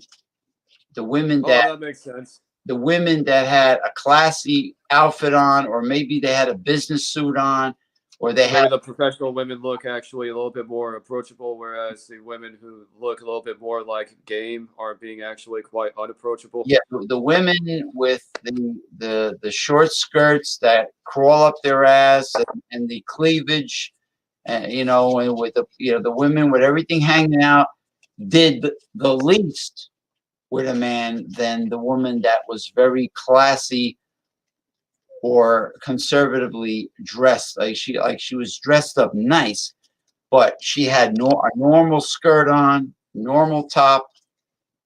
That was the wildest women were dressed like that. So there's a book. I read a book as a kid. It's a psychology book. It was called "Why I Am Afraid to Tell You who I am, because if I tell you who I am, you might not like who I am. And it mentioned all the different personalities that people partake in, like all the different psychological personalities that people have in our society. And the so-called woman that looks like a slut and tries to act that way in public, flirtatious. It said she just wants attention because she did not get love growing up from her parents. So she needs this attention, but she's a tease. She's not the type to, spend the night with a guy. It's all show and no go. Yeah, it's like how they expect you to act on eye contact, even though eye contact ain't shit, and it's never gonna be shit because even it's an invitation to, old schooly. It's an invitation to at least have a conversation, but now not so much because you're right. Yeah, Those who are doing eye contact, they're gonna, if you try to act on it, they're gonna whisk you off in 5 seconds. I guarantee it. eye contact, texting, phone numbers don't mean shit. Only reality means shit. When you As the bouncer who I know at my bar says, he says that exact same thing.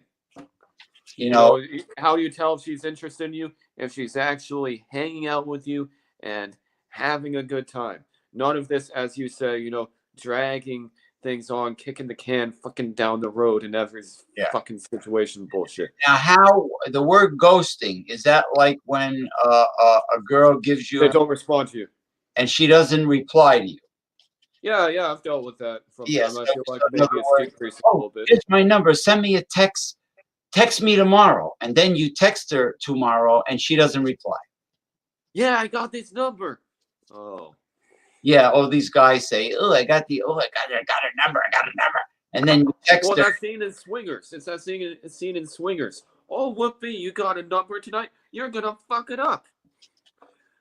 What he says? Number. You know what that means? You're going to be staring at numbers on your cell phone.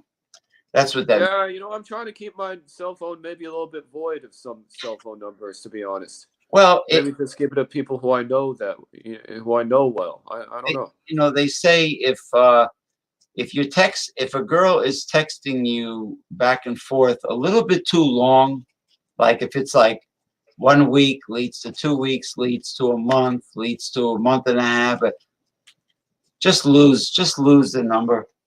Because maybe not lose the number, maybe say, hey, I'm not gonna bullshit anymore. If you want to meet up, just let me know.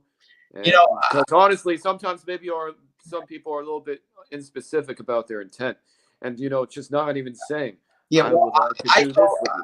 I told the woman that, and she goes, "Oh no, it's not what you think. I have issues. I have issues going on in my life.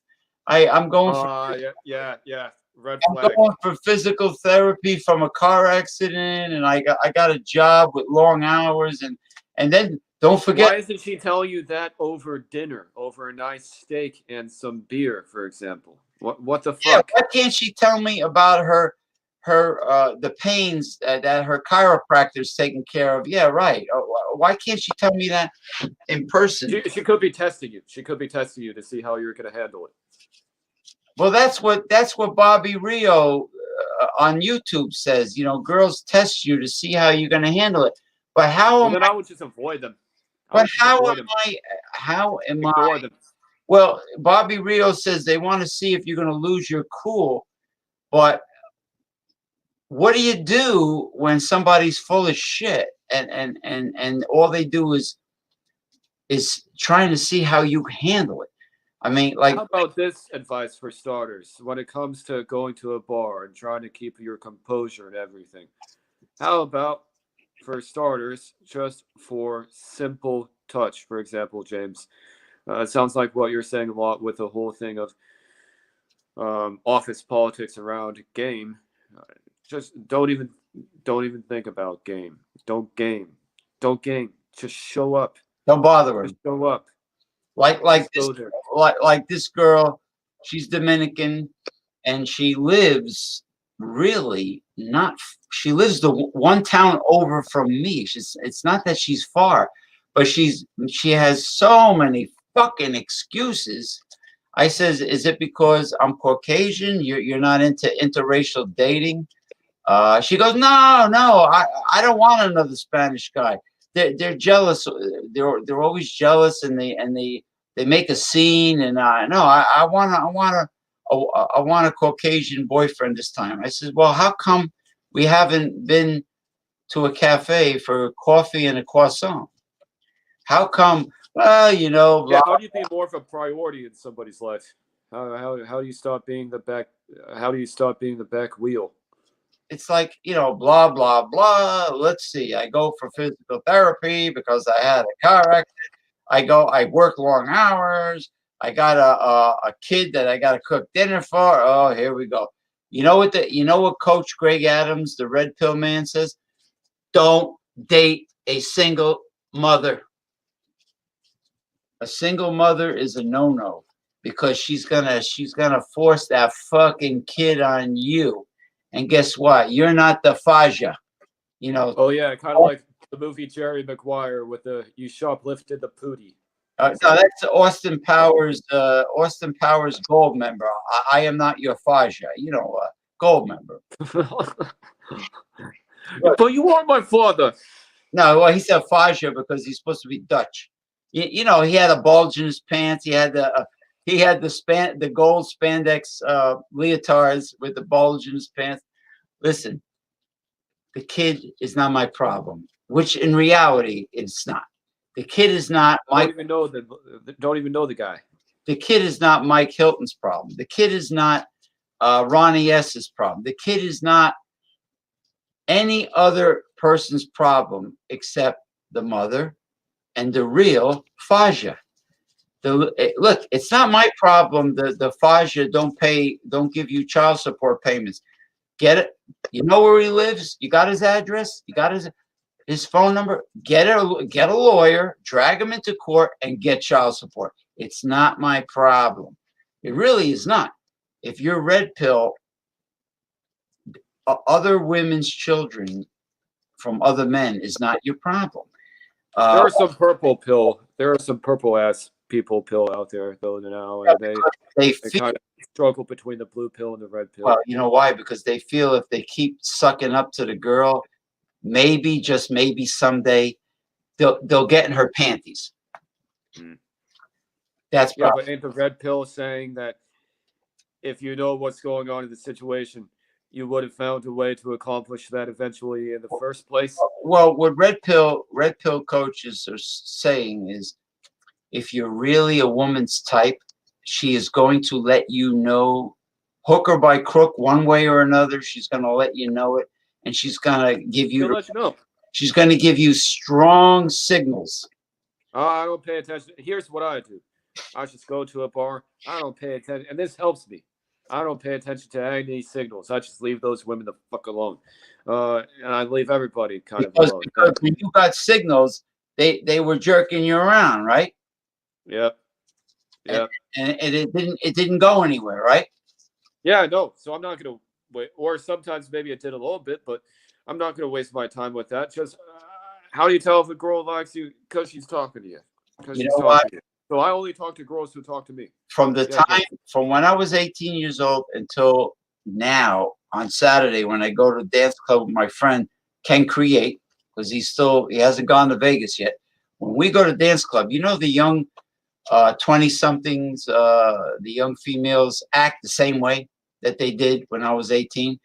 They are attention whores. All they do is walk from one end of the dance club to the other end. And you don't have to do that. Everybody's already there. What are you trying to prove? What are you trying to see? Everybody's already there. Pretend this screen that you see me on is an entire nightclub, and pretend the DJ booth is the restaurant's over here, and there's the big bar, and then over here there's the DJ booth. Let's say is over here, and the dance floor is over there. And why walk from one end to the bar, to the club, to the other, back and forth, back and forth, back and forth. Why? Sorry, I have to use this word, but that sounds a little retarded. Because I think, getting back to what that older woman told me, they're trying to, they want to be seen, and they're trying to see just how much attention they're getting in their whore, prostitute, hoochie mama outfit.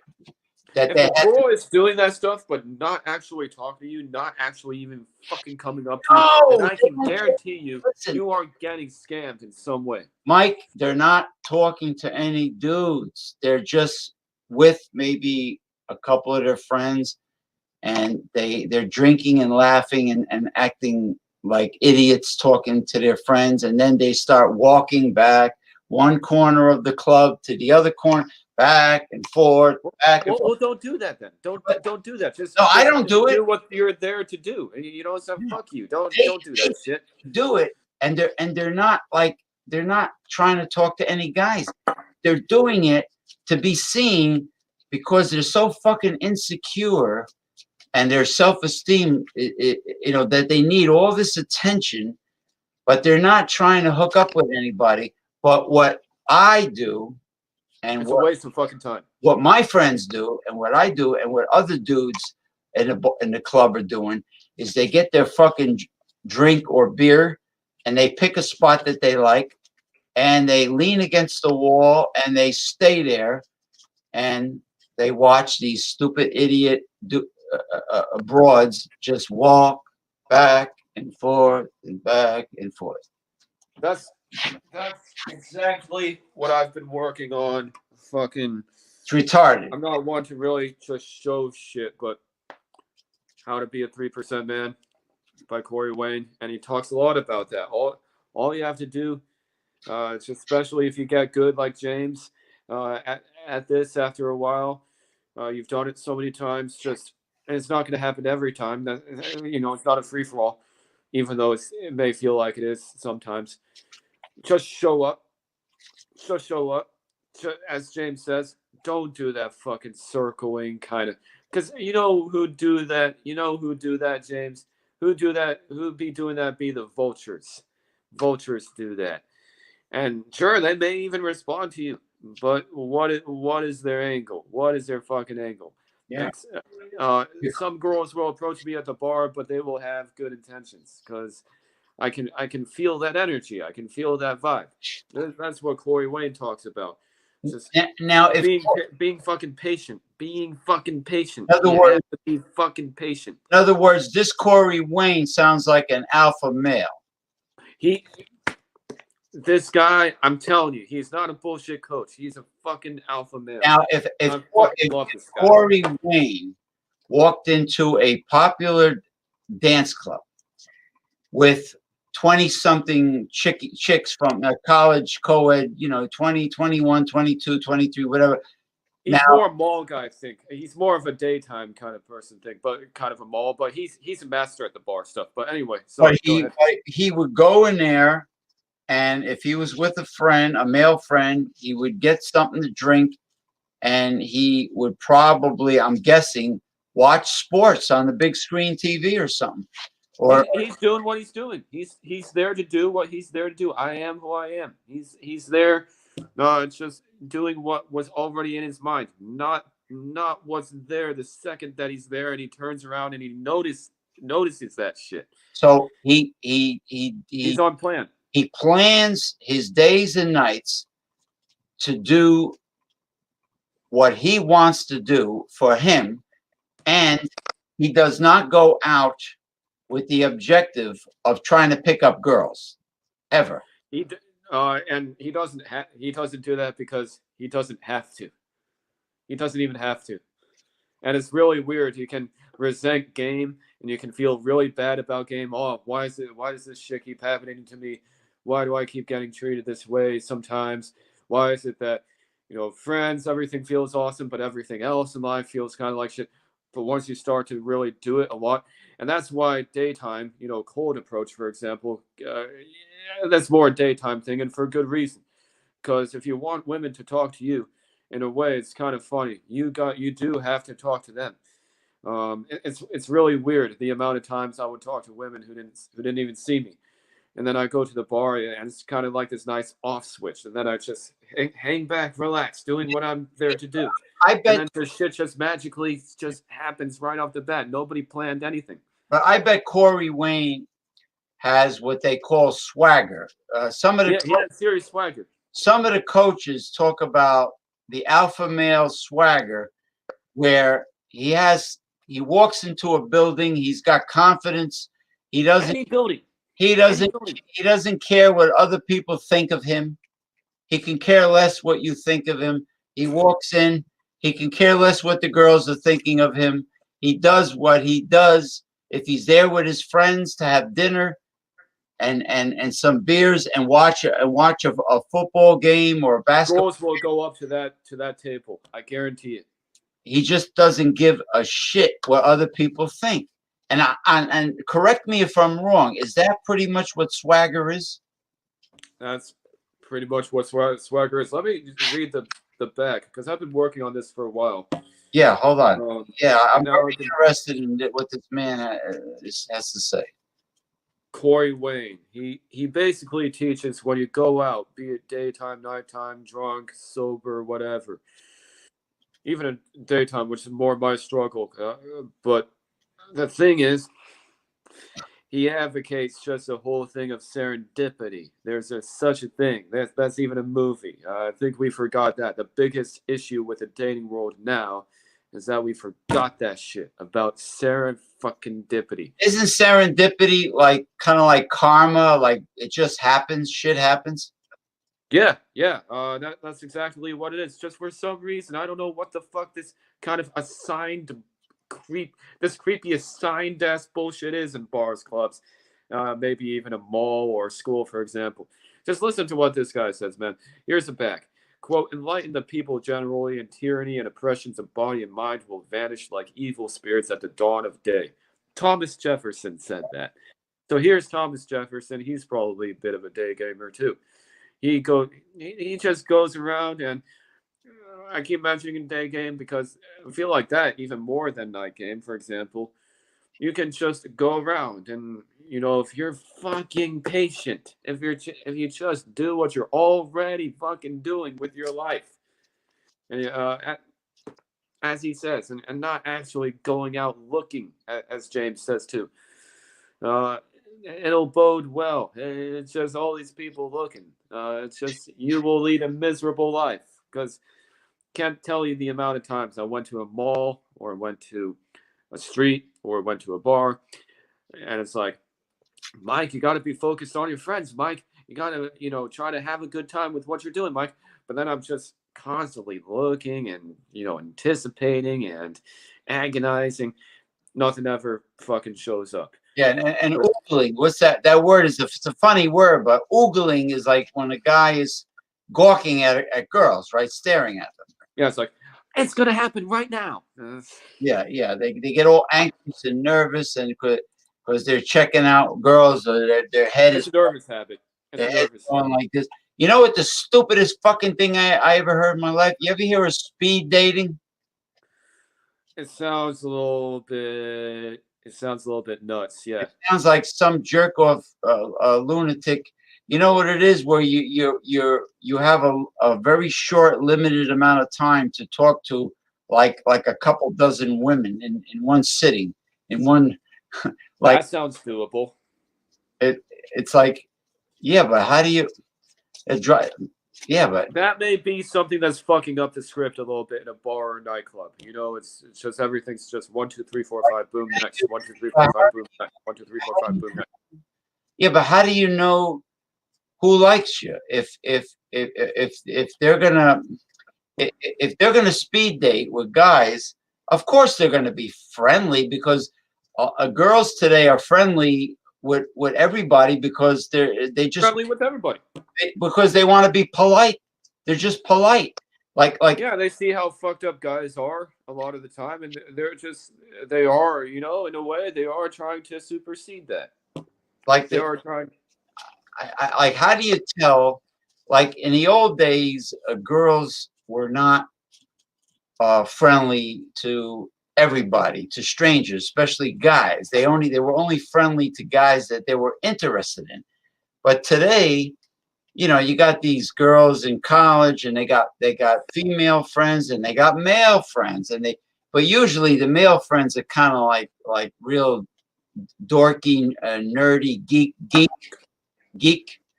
geeks. Yeah, they're like, in other words, they're kind of like metrosexual kind of guys. You know what I mean? Like because they talk girl talk to them.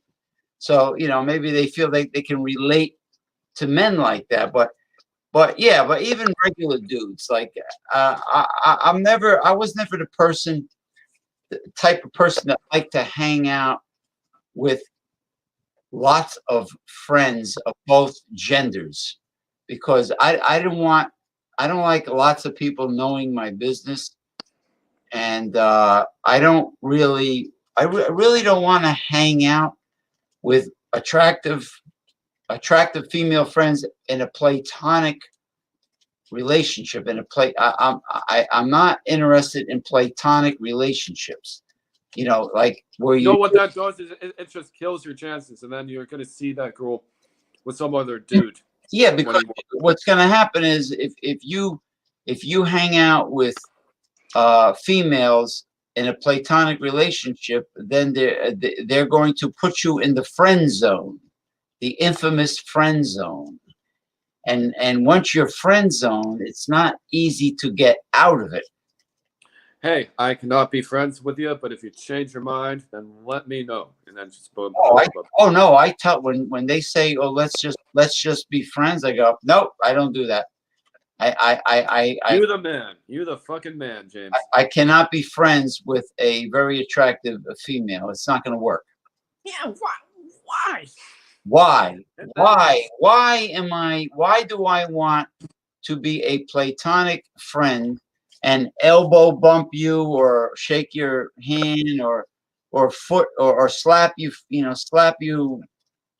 high five you, or and just hang out with you and just talk about ordinary everyday things, or watch a fucking football game or baseball game with you. Why would I want to do that with a very attractive female that where I have no chance of going to bed with her?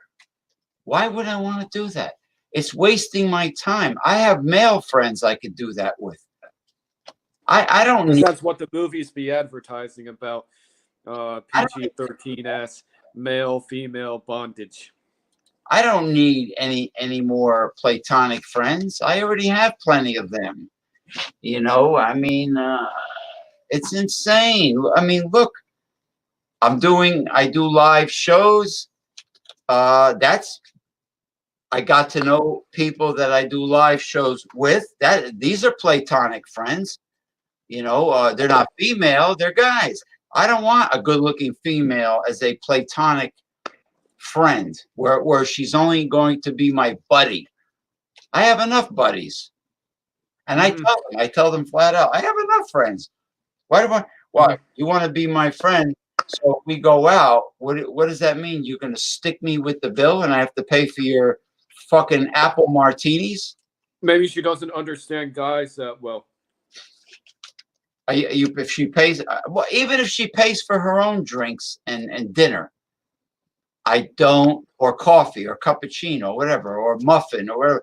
I'm not interested in just hanging out with a cute, good-looking, or gorgeous female. I have no incentive to want to do that. What's in it for me? What do I have to gain by just hanging out with a beautiful woman with no chance of having sex? Meanwhile, she's having sex with some sleazy ghetto guy with his fucking underwear sticking out and his pants hanging down, you know, or some sleaze bag, sleaze bag guy. He doesn't have to be ghetto. He could be some a sleazebag guy, or maybe he's an ugly motherfucker that's rich. Maybe the dude owns his own business and he's funny looking, and she's dating him because he's paying for everything. So she's having sex with this guy, but she wants other men as friends. As friends. Who the hell needs that shit? The other guy's banging her. Why would I want to hang out with a woman while some other dude is banging her? You know. Yeah, Let's get. that's what I struggle with. But, You know. Oh, by the way, how was your frozen Tony's pizza? oh, I'm gonna give that an 80 out of 100. Or no, I'm gonna give that a 90 out of 100. That's 90 out of 100. 9 out of 10. Oh, then I gotta try that Tony's frozen. I gotta try that Tony's frozen pizza, man. Oh, hell yeah! Here's pollinator pills. Oh wow, look at that. Here. It's called pollinator. Oh look, it's got like a hummingbird on it, right? There's a hummingbird, ding ding ding ding, and then from Saranac Brewing Company. Saranac. So it's a pilsner. Isn't that very clever? Pollinator pills. Pollinator pills. It's a pills. 5.5. What's that? That is a really see. This is what I love about craft beers. Such imagination and artistic talent is put into their labels and their names. Oh yeah, definitely. It's just it's the whole point of craft beer, you know. 5.5% ABV, 35 IBUs. It's a brown bottle with the red and white bottle cap. Check out this cool motherfucker. And that's open it up. Look at that nice pour. You are watching the Red Pill Progressive Piranha, James P. Madonna, Alpha Male Extraordinaire. And by the way, underneath the video, you are free to join the private Facebook group Alpha Males. The link is right underneath this video. Join Alpha Males because we show everything. I don't care, the raunchiest adult videos, the jokes, and we show everything. There's no censorship on Alpha Males, the private Facebook chat group. So feel free to join it, jabronis. Now we're gonna take a look at pollinator pills with Mike Hilton of San Francisco, California. Thank you, James. Definitely check out Alpha Male's description below.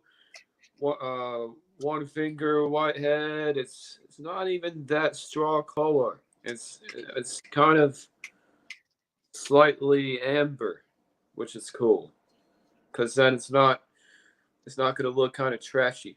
Bubbles, dark, not rising. Yeah. Well, it's typical Pilsner, right? Yeah, Pilsner. Yeah, James would say Pilsner is not really yellow. Sediment at the bottom. We got sediment at the bottom. It's an unfiltered Pilsner. That's awesome. Not sure if they do that on, say, some really good Pilsners. Scrimshaw, for example. Not sure if they do that. I know Scrimshaw. The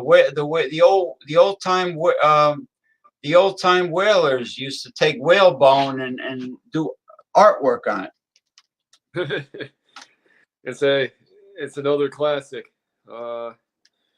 Good glazing on the glass. You know, you can chill beer, James. You can chill beer in the fridge, and then you don't need to really chill the glass because the beer's already chilled. Yeah, unless you have a thick glass or a pint glass or a beer stein that's heavy.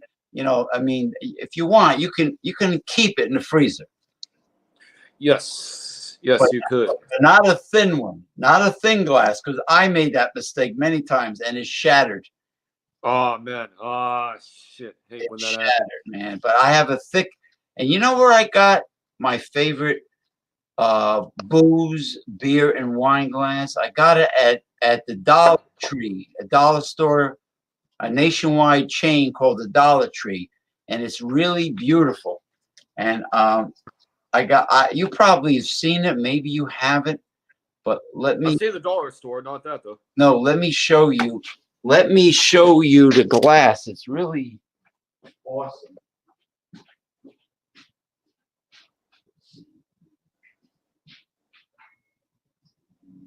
Francisco, San Francisco.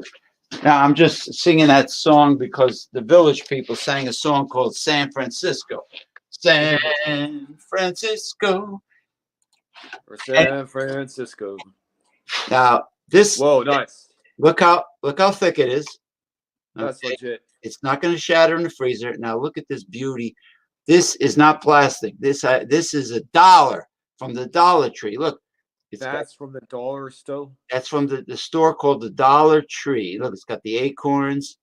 All right, it's got the acorns. Look at the beauty. It's all cut, intricate. Holy shit. Cut glass. And they still have it. Jay Terrio got one. Nice. That looks fucking cool. And listen. It's got a nice ring to it. Oh, yeah. It's beautiful.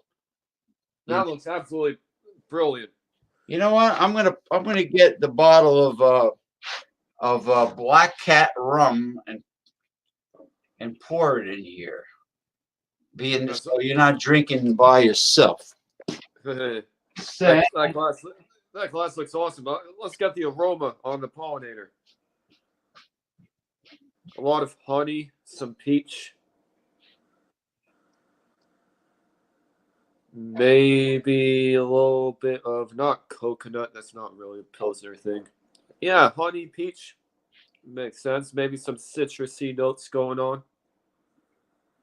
Which is awesome because this is kind of a light beer. Not so light. Not a 5.5 with 35 IBUs. Not the lightest beer you can come across.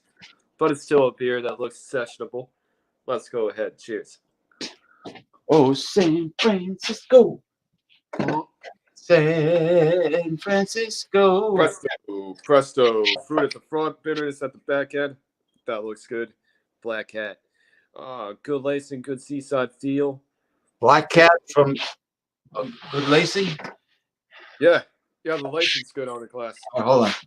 Yeah, from the south, from the country of Suriname, which is northeastern South America, right next to Guyana. And it's a good rum. It's not expensive. Isn't that a Steely Dan song, Black Cat? Well, Black Cats are famous, you know. It might be. It is a very aromatic, strong tasting rum with the smell of molasses and the sweet sugar cane aroma. Very. We're doing a duo review. Yeah, it has a semi-heavy mouthfeel, like sort of like drinking Southern Comfort, and it's not sweet like a liqueur. It's like in between a hard liquor and a mild, like Southern Comfort, like a mild liqueur, but it's not sweet.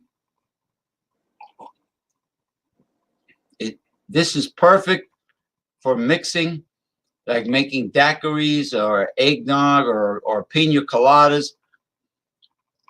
This is my third bottle that I've got. It's very affordable. It's only like, I think, $12, and I have it in my wonderful. I mean, I don't want to brag too much, knock on wood, but for $1, and they still have more. So if you have a Dollar Tree in your area, I would get yourself. I would freaking buy a half a dozen of them. I mean, these are beautiful. I mean, you talk about impressing a girl that you like, is pouring her white Zinfandel in one of these. Oh man, yeah, that'll be nice. That'll be fun. Yeah, it's classy, you know. It's like. Let's search dollar stores in San Francisco. Where's a dollar store in San Francisco? Well, it's gonna be at the Dollar Tree. That's the Dollar Tree. Just think of a tree. That's a name. It's a nationwide chain. Dollar Tree, San Francisco. Yeah. Oh my God! Actually, there are Dollar Trees in San Francisco, or there are 3. Or no, actually, it's all spread out throughout the city. But you do have to get all the way down to even past Hunter's Point. So you have to go really far down. There are Dollar Trees in Oakland and Piedmont and some in El Cerrito. Now, where exactly are you in relation to San Francisco in terms of like on the map? Are you east? I'm in Marin County. Marin? Marin is that rich white dude county that's north of San Francisco. So you're like Thurston Howell III on the Gilligan's Island. You're from a hoity-toity. You're a hoity-toity guy. That's cool. Guilty. All right, that's cool. But I can tell you are because you're well educated. Thank you very much. Yeah, although I did not finish college yet. Where'd you go to college, James? I took when I first became certified personal trainer and nutritional consultant, I went to Columbia University, took some courses there. And then other than that, I went to tech school a few times. I went to a county community college. But I would say I had to take my final exam for nutrition and personal training at Columbia, which is in Manhattan. But yeah, I don't have a college degree, but I've done various things besides what I mentioned in fitness and nutrition. I worked with seafood for 10 years, so I can fillet anything. And you were maritime a little bit. You did some maritime work. Yeah, and then I was working in professional wrestling for 10 years, a trainer, and I was a bad guy manager, which is a heel. I was a heel manager, and I did some security work for for professional wrestling events. I did security. I started out with that, and then I befriended. Yeah, I befriended a lot of the personalities, celebrities of the game of professional wrestling. I got to meet a lot of people, hang out with some stars, we used to go to lunch buffet at Monato's. It was a big Japanese buffet. It was wonderful. And it was me, Andrew Anderson, who's Arn Anderson's nephew, and then Superfly Jimmy Snuka was with us. And then I met him. I met Greg Valentine, Brutus Beefcake, Tony Atlas. I met King Kong Bundy when he was alive. The Iron Sheik. That's awesome. The Iron Sheik. I got along great with him. So I got to meet a lot of the legends of wrestling, and Ricky Steamboat, hell of a nice guy, Ricky the Dragon Steamboat, and where's Ricky now? I don't know. I don't know if he. I don't know. Somebody told me he passed away, but I don't know. You can't always believe. You can't always believe rumors.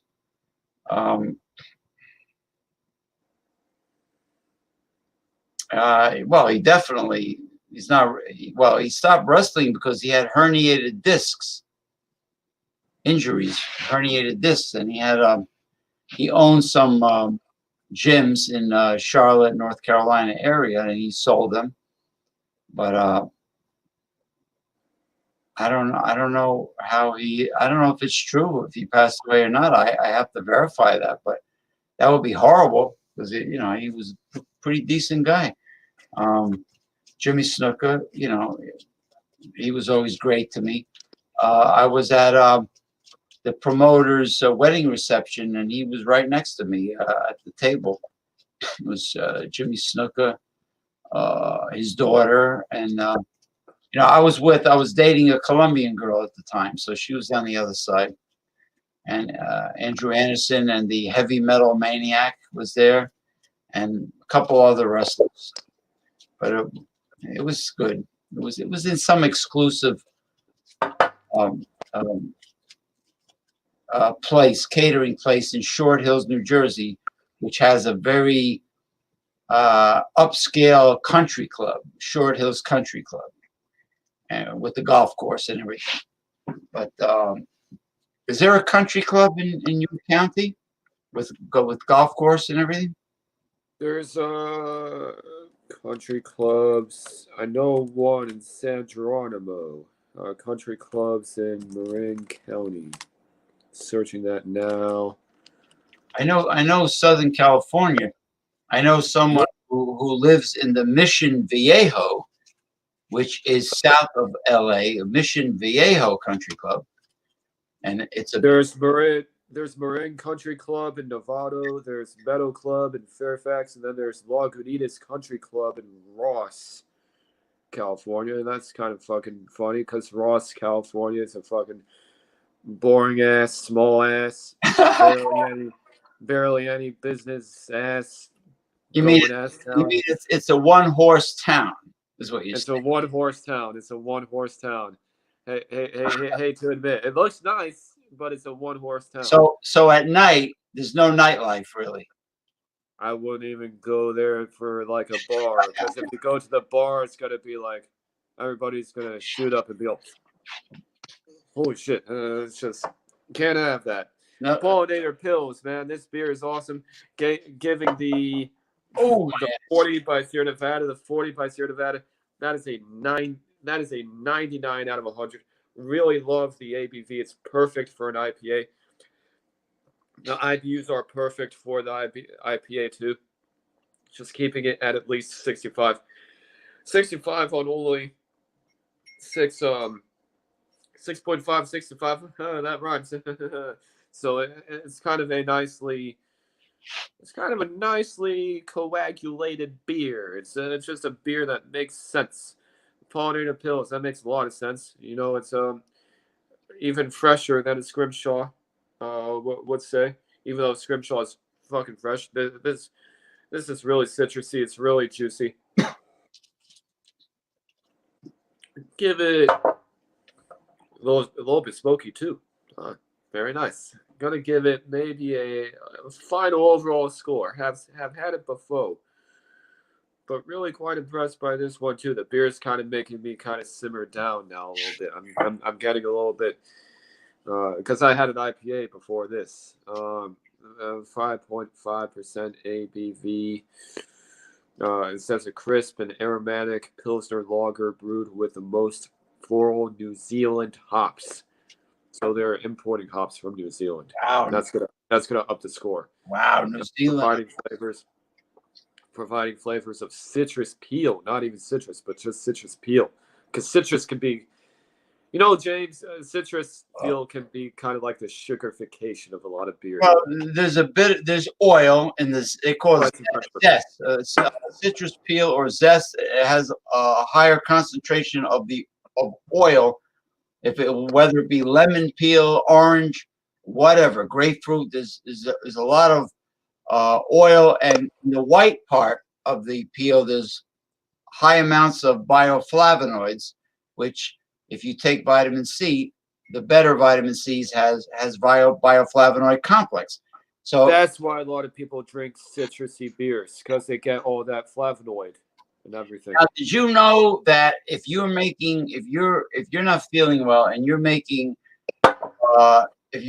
tea with ginger, I always feel well. Ginger, if you put sliced ginger root, or you go to the Asian market and you get the ginger granules mixed with honey, and you're doing ginger tea, and you take a whole lemon and cut it in half like I do. I cut it in half. I stick a fork in it sideways. I squeeze it, the half a lemon. Then I put the peel in the boiling water. There's more value in the rind, in the peel, medicinal value, that is, than there is in the juice. Now, the same thing goes for pomegranate. The fruit Yeah, what are pomegranates about? I keep seeing this going around. It's a fruit that is indigenous to like Persia, the Middle East, mostly. Sounds a little cross-pollinated, if you know what I No, mean. it's hard to explain. It has these little, they look like little red BBs inside, and there's a seed covered. It looks like a kernel of corn, except it's dark red, and there's a seed in the middle. And it's mostly for juice. There's really no fruit to chew and eat. It's really for juicing, like a prickly pear cactus fruit. There's really nothing per se that you can bite into like a nectarine or a plum or a peach or apple or pear. No. Yeah, it's kind of tart. It sounds kind of tart and sour, kind of like guava, maybe a little bit. It's for juicing, but the nutritional and medicinal value in the pomegranate skin blows away even the juice. So if you get a pomegranate, you could chew on the little BBs inside and suck the juice and you can do that if you want, but it's a lot of seeds. But you save the rind and you boil that, and there's a lot of value in pomegranate rind, just like a lemon rind. The lemon. Oh, just looked them up. They look like they have a lot of nutritional value in them. Yeah, the lemon. See, all these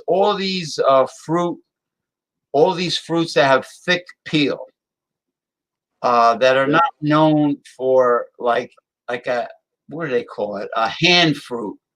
When I say hand fruit, I mean like you grab a big California white peach, which I happen to like. California white peach. It's a big peach, and you can eat the whole friggin' thing, and it's juicy and it tastes great. But a pomegranate, a lemon, you get what you need to extract out of it from the juice. Oh man, delicious. But the peel, you never throw away the peel of any lemon or lime or pomegranate. I mean, orange.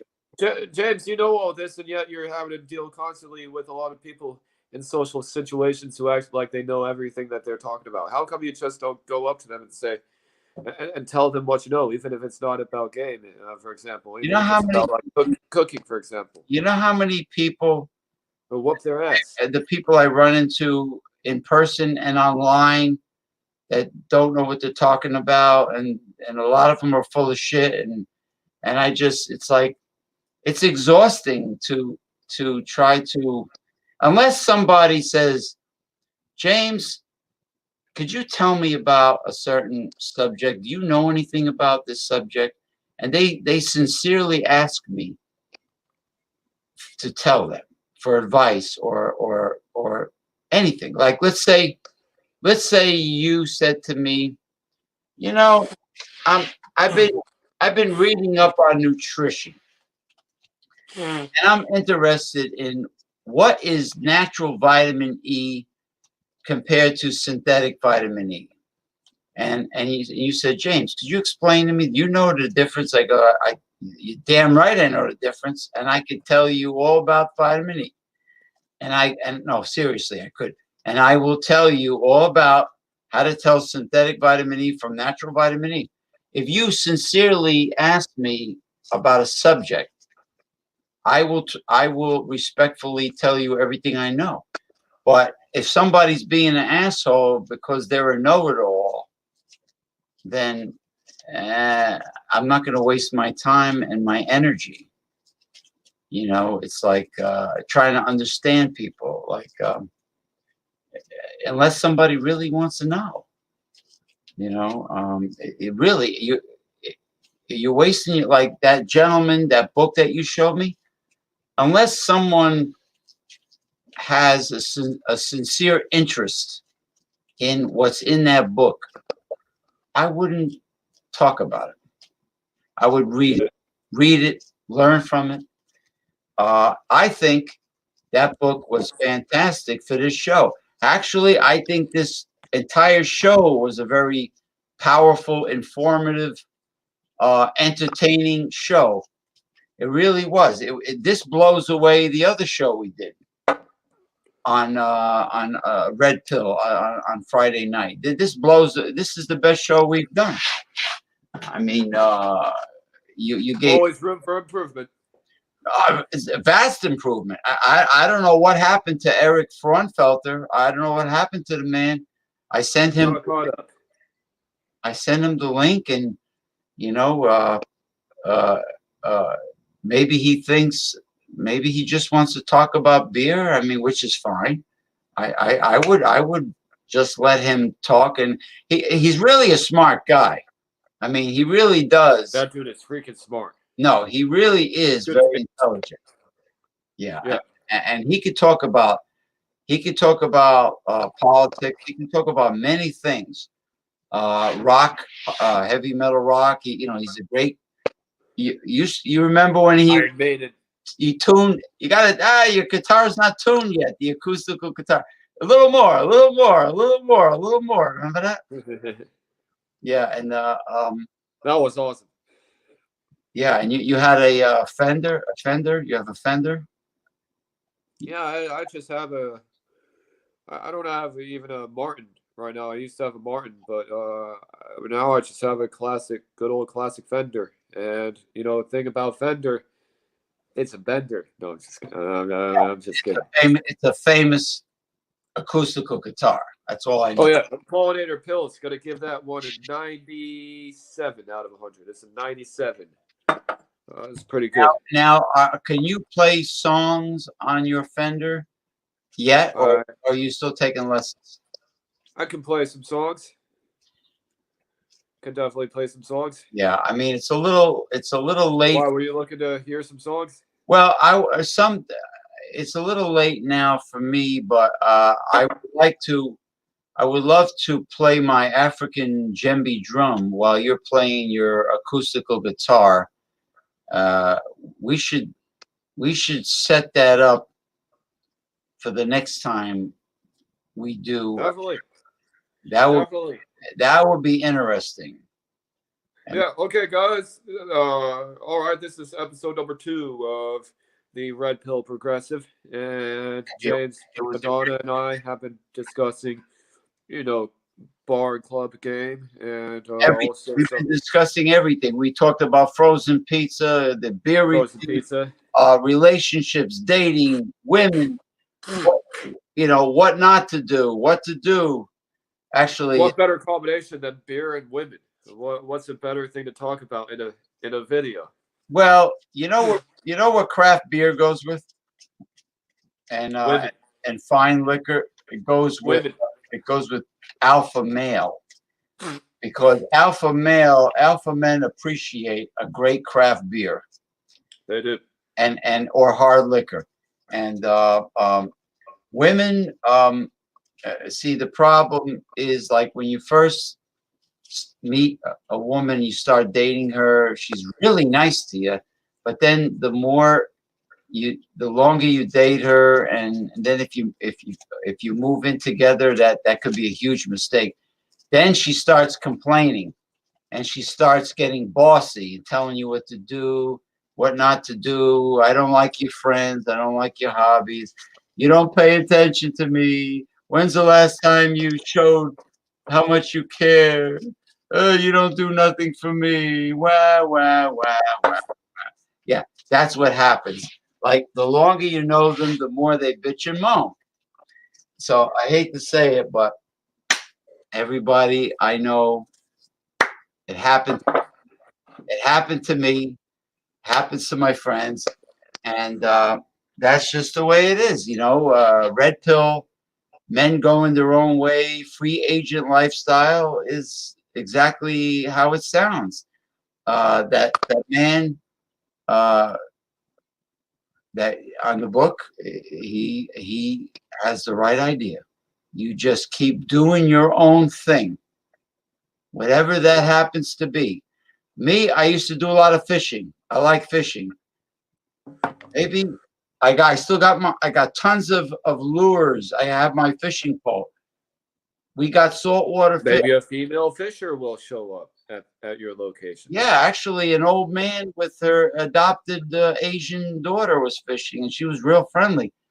That the pier, we got a huge pier on the Hudson River where all the during high tide the salt water comes in from the Atlantic Ocean right into New York Harbor, past the Statue of Liberty, Ellis Island. It comes right up by the pier. It's not that far. I could fish. You were talking to somebody's daughter with a guy with a father there present. The father was an old man. Look, she must have been legendary. She must have been an adopted Asian. She was an Asian girl. She was real friendly, and she was into fishing. And what better way to meet someone that has the same hobby as you? I mean, you can't. Pretty easy. You can't get better than that because you have something in common to talk about. So don't have to find anything else to talk about. So maybe, and plus it really is a nice hobby. Fishing's a nice hobby, and you know if the weather's beautiful, and you're out there, you're smelling the salt air, you know, and the seagulls are flying around. Hopefully, well, you know what fishing is about. Fish. It's about patience. Yeah, you're right. Patience. Yeah, you're right. Like some people like golf. My friend Ironman Vinny Blake, he's a golfer. He likes to chase that little white ball around in 90-degree weather. You know, me, I'm not into that. He also used to be a swinger. You know, where you like a golf swinger. You swap your wife. You meet couples and you bang each other. Yeah, he used to do that. I don't think he does that anymore. But he got in trouble one time having sex out in the open on a nude beach. He got in Long Island on it's called Fire Island. He got in trouble for that. I'm surprised he did that. But anyway, I digress. But anyway, he's a golfer, and he showed me how to save a lot of money on golf lessons. You can do it yourself. It's called the perfect golf swing. And what he did was, you know, the arm that is usually straight, you tape a yardstick to it to keep the arm straight. The other arm, you hold a bath towel or a dish towel or whatever under your armpit, the arm that's bent. Then you hit you drive the golf ball. You move the hips, you swivel the hips, but that's the perfect golf swing. He says you save a lot of money on golf lessons by doing that. So if you know what I'm talking about, you know, the straight arm has the yardstick to it. The other arm has the towel held. All right. Then you swing. Then you practice your driving swing on the range. A little bit, not much of a golfer, but still. I'm not a golfer either because I don't see the point in chasing a little white ball in very hot weather all over, you know, an 18-hole golf course. I don't see it. I don't see it. There's no shit. That's funny. James, say that. James, that's fucking funny. Say that again. Chasing a little white ball in 90-degree plus hot weather for long walks. long walks. And roast. Oh man, that marijuana on this beer is even that is rushing up a little bit. I think that's why a lot of people like craft beer. I think going to a marina and sitting in a shade under a tiki hut, drinking those beers, and eating good food is much better hobby than chasing that little white ball all over the golf course. Yeah, shouldn't girls come up to you if you're always doing fucking awesome shit that you know you enjoy and have a fucking good ass time, and you know that another reason why you enjoy it so much is because you're good at it. And you're not acting thirsty and desperate for girls. I don't even do that in the daytime You're anymore. not You know, if I see chasing. somebody and she doesn't look, she looks like she don't got it, just go on past. Let's say you go to a really nice market. Let's say you're looking. Let's say there's a hot looking girl. Not looking. Not looking. No, not looking. Let's say there's a hot looking girl in the same aisle, but there's something you want to check out on the shelf. Well, maybe they noticed your awesome cap because that looks fucking awesome. Well, this is for the red. This is for the tomorrow night when I do the political show with Damian Owens. Yep. After Bernie Sanders and Joe Biden's finished duking it out. This is my. Oh yeah, the duking it out between Sanders and Biden. This is my. This is my socialist hat. But because it's called Red Pill, that's great. I figured let me have a red pill on my head. So what are we talking about? Oh, you're in the market. There's something on the shelf you want to check out. A hot-looking girl is in the same aisle. Don't look at her. Look straight ahead at the product you're checking out on the shelf. At the product. You're reading, start reading the label of the product. Study it. Read the ingredients. Read it. Don't look at her though. Straight. Beep, beep, beep. Don't pay attention to her because you know why? Every Tom, Dick, and Harry pays attention to her and hits on her and tells her how gorgeous she looks. In the grocery store? Department store. If she's hot looking, guys are going to bust a move on her. It doesn't matter. If she's in Starbucks, guys are going to say something to her. If she's in grocery and if she's hot looking in a grocery store, she's going to be hot looking everywhere. Don't look at her. All you care about is that freaking organic non-GMO spaghetti, whole wheat spaghetti, or whatever the hell you're looking at. And you read the ingredients, or maybe you want to get a jar of, like I do, organic extra virgin coconut oil, and I'm checking it out.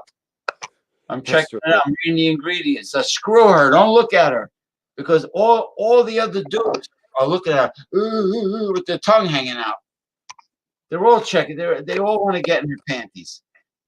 I used to be like that, wondering, how the hell would I ever be able to start a conversation? Now, you're different now. You're the guy that's not paying attention to her.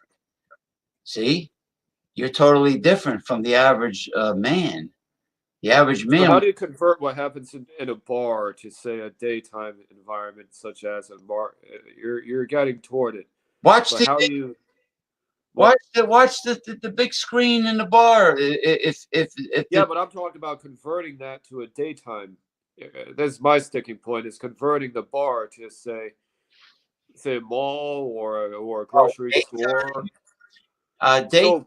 Daytime, I might go to Trader Joe's or Whole Foods. I might go get some. I might go, like, for instance, today I went to the Indian buffet around the corner and I had all you can eat Indian food for lunch. Or you could take a walk. I mean, I don't live far from. I live right up the street from the water, from the Hudson River. And there's like a park right along the Hudson. There's a walkway with park benches and old-fashioned street lamps. And New York City's like right there. I watched the ferry boat go back and forth. I look at sailboats sailing back and forth, cabin cruisers back and forth, and I see seagulls, diving at fish sometimes, and going, and all that shit. And I mean, I try to do daytime things that I need to get done. There are daytime activities that, usually things that you got to do that you might not be crazy about doing, but you got to do it. And you just go about your business. And like, for instance, I get my hair cut at a place called Supercuts, I think. Yeah, I like Supercuts. Supercuts is pretty good. And there's a Spanish girl in there. She's married, but she's always talking to me. And she says, I love talking to you. Come in here anytime you want. I enjoy talking to you. Oh, really? Oh, okay. So I went in there one time. I talked to her a little bit. I says, could I use the restroom? I don't need a haircut. Could I use the men's room? She goes, no, you can't. So I start cracking up. She goes, I'm only kidding. You can use it. Now, I left the door. I believe you on that one. I left the door open. She was busy talking to, she had a coworker there. Well, when I go to the men's room, when I go to the restroom, I leave the door open a couple inches just in case she's alone. And she decides she wants to come over to the restroom and say, oh, James, are you doing okay in there? Is everything okay in there? And see, in my imagination, I leave my options open. Therefore, I leave the door open a few inches. So she's like, she looks and she says, oh, he left the restroom door open a little bit. You know what I mean? Like, if she's a little wild, maybe she'll come over and check out and see if I'm doing all right.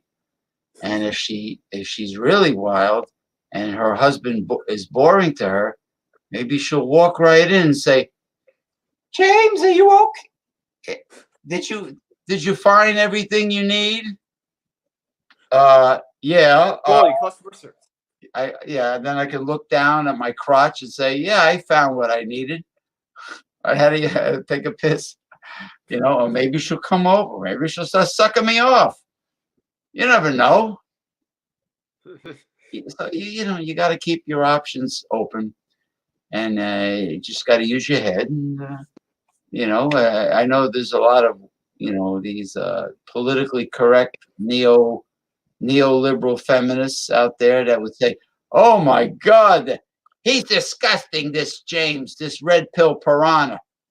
He's disgusting. Hey, that's why that's why I'm a piranha. That's why. Wait until you see the cover of this video when it's done. I'm a red pill piranha, man. I'm a red pill progressive piranha. I'm honest. You see, you keep it all together. I tell it like it is. I don't sugarcoat anything. I don't lie to people. That's it. What you see is what you get. But anyway, listen, it's been a blockbuster show. It's been a hell of a lot of fun. And we covered quite a bit. So much, man.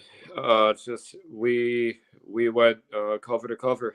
And I have a feeling with the way things are going on that there's always going to be new material. And yeah, because there's always some bullshit that happens every week. Right. So, now, I just want to tell everyone, what to do. Don't forget my recipe for hand sanitizer from Consumer Reports.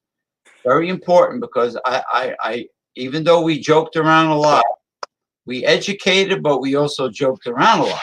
And I want to remind everyone that this country, right now, we're in a national crisis.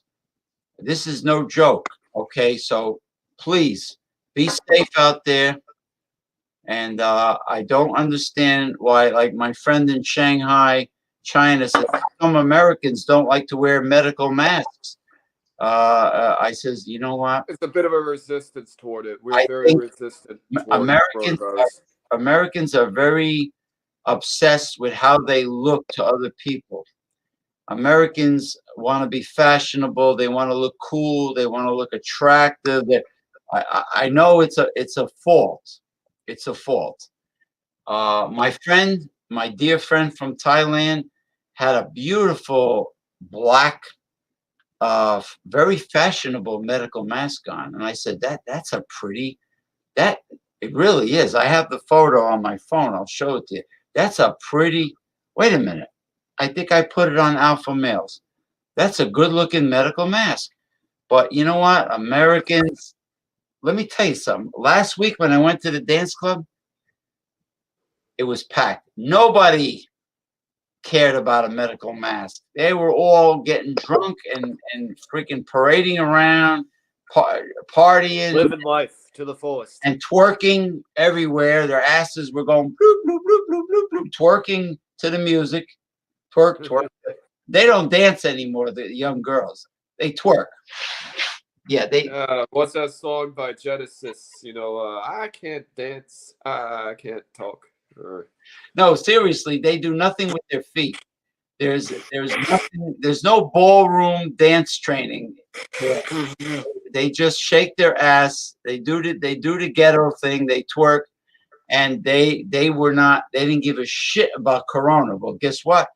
They better start giving a shit about coronavirus soon, because schools are being closed, sporting events are being. All of Maryland is shuttered. All schools in the state of Maryland are closed. Yeah, I watched WWE SmackDown. There was nobody in the arena.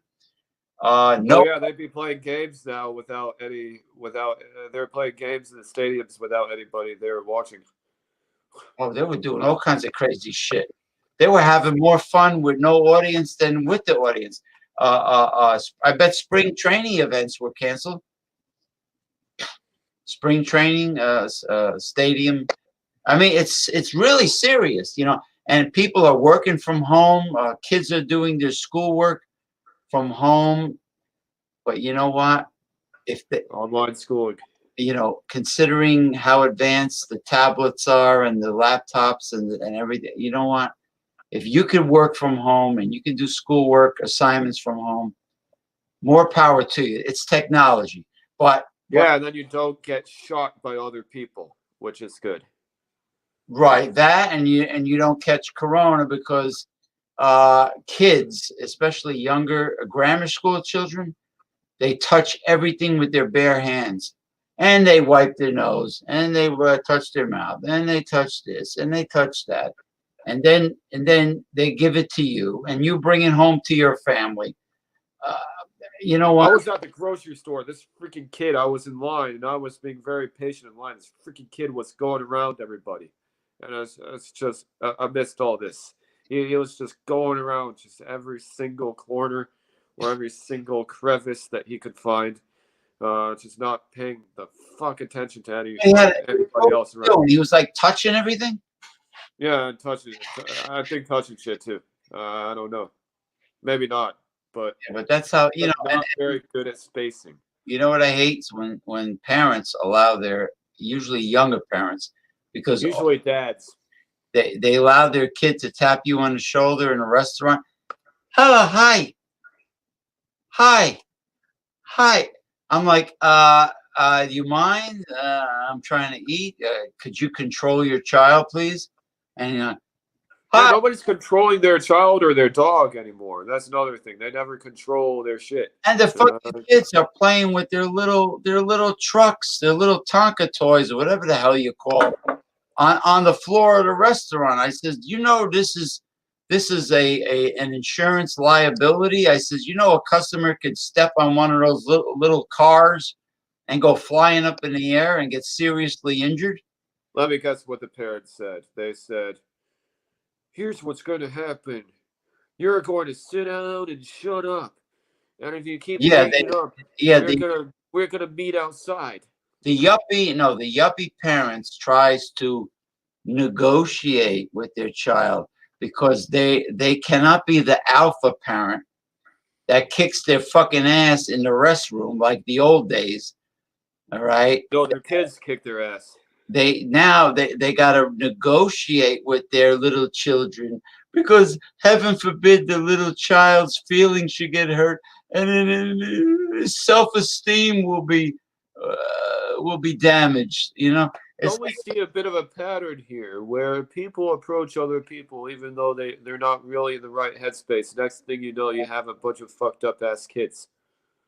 well, that's why we have monsters today, is because of those younger generation, politically correct parents and the lazy ass yuppie parents with money that buy a child's love, buy, you know. Sorry, wrong.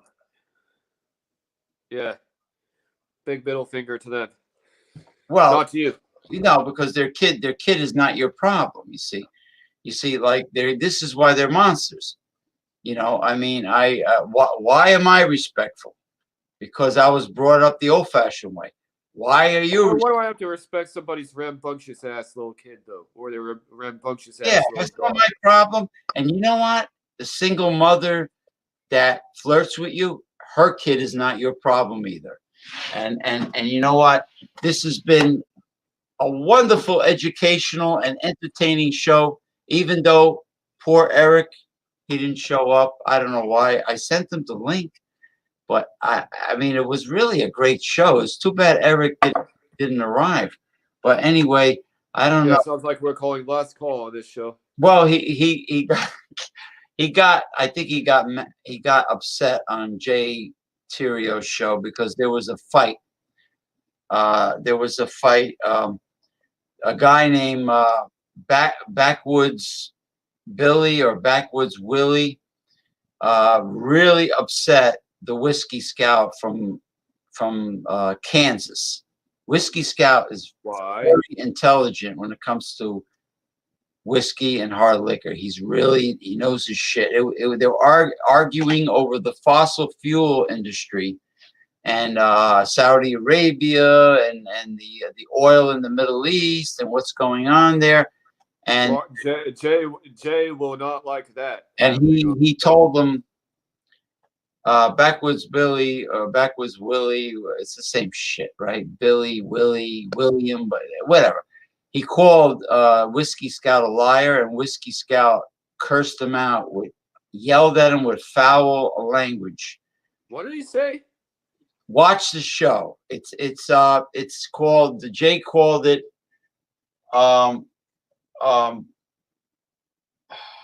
not Fandango Friday.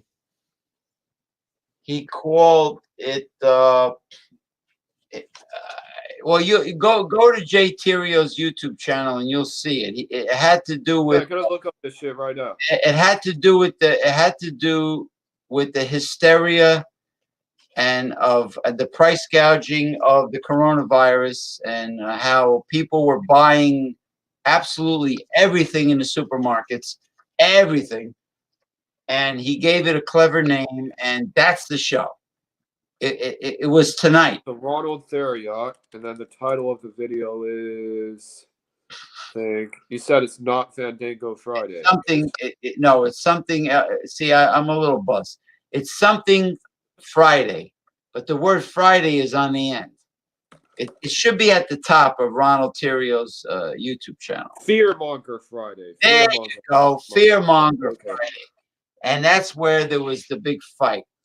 And he really got angry with him. And it was a great show. It was entertaining. I was there.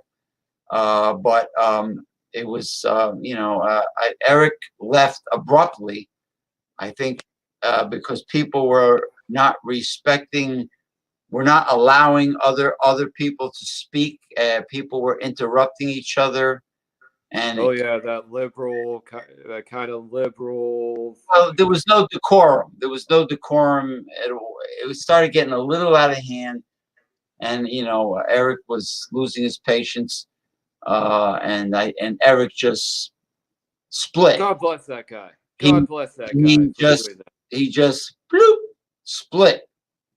That guy is such a character, but he also has a lot of character. He won't deal with bullshit. Maybe because before he split, he did not look happy. So maybe he just said, "Screw it with the shows. I've had it for the night." And he split. So But you, Since it seems like we're calling last call, perhaps we call maybe 6 minutes left. Because we're running a little bit of 2 hours 54. holy shit! You want to try to make it an even 3 hours? Let's try to go for an even 3 hours. All right, buddy. 3 hours. Hold on. There's the DJ. Let's I got go. the timer. I got the timer. Drink up, everyone. Let's go. The bright lights are already on. Let's Let us go. go. Don't forget to tip your bartenders.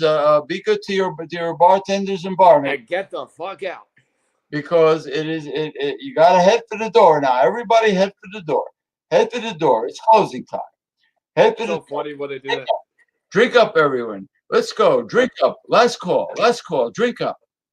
That's freaking hilarious. And then it's like having to finish a beer that maybe you ordered 5 seconds ago. This is a cyber last call. Cyber last call. All right, guys. Wait for getting the fuck out. All right, I got the levity bell going. Get the fuck out, everyone. It's last call.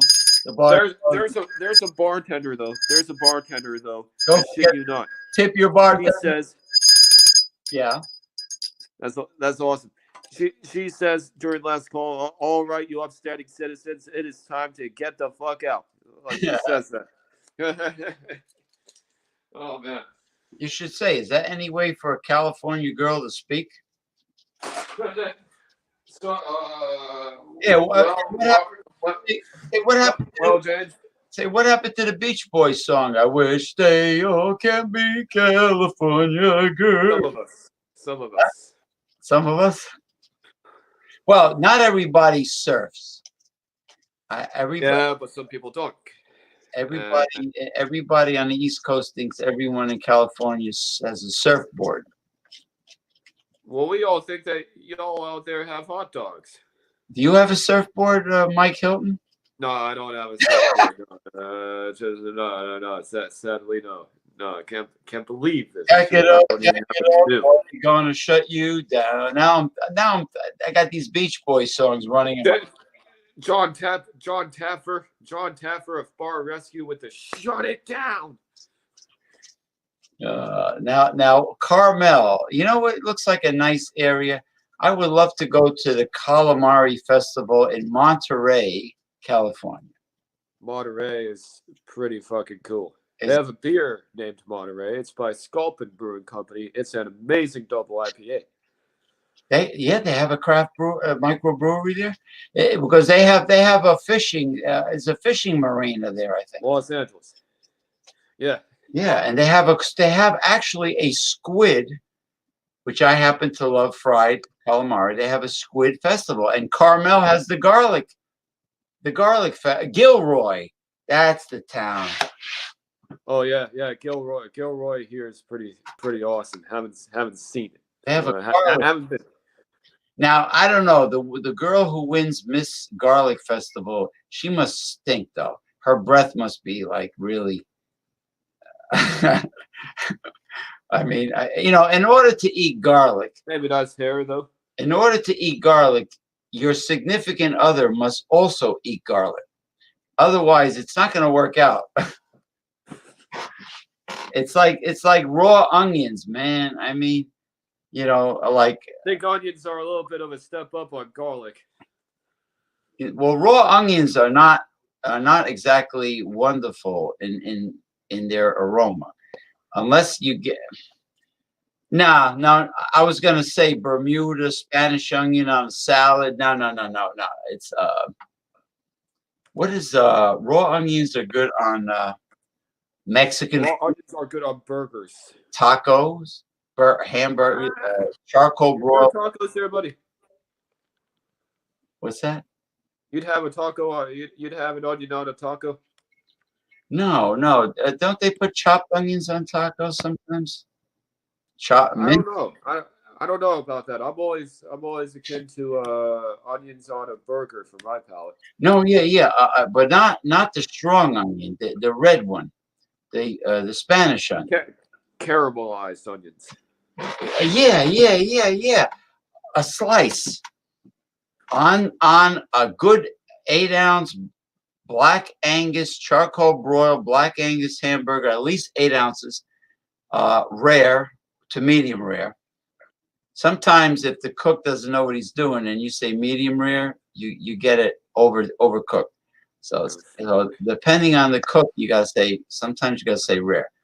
And then the onion, as Louisiana people say, the onion, and the hot sauce goes under the onion, and the strips of slab bacon and the cheese always goes on top of everything, because you want the cheese as it melts on the burger to seal in all the other ingredients. You want that. You want that. Yeah, you don't want, this awkward ass piece of cheese just laying there necessarily. It's nice that it's actually melted into it. No, because if you're gonna put proper seasoning, if you're gonna put the onion and the bacon strips and the hot sauce or ketchup, depending on what your liking is, and you're gonna put all that on a big ass 8-ounce burger, the cheese will seal the deal. The cheese will melt and just cover everything that's on the burger, and it won't fall off. That's good. That's my trick. Well, we're 3 hours in now. Okay, and another tip: pretend this is a bigger glass, and somebody made you a hot fudge sundae, or even a sundae with chocolate syrup. You always want to put the topping. Never put the topping on top of the ice cream. Always put the topping on the bottom. This way, as you scoop it, you get an even distribution. Fuck the top. Of topping with ice cream, because then the topping's going to drizzle off the side of the cup and go all over the place. Yeah, fuck the top. Yeah, put it on the bottom. Now you're going for the ice cream, and slowly the topping is coming to the top. Hey, there's more to me than this hat. So anyway, I will talk to you soon, my friend. You too, my buddy. Bye-bye.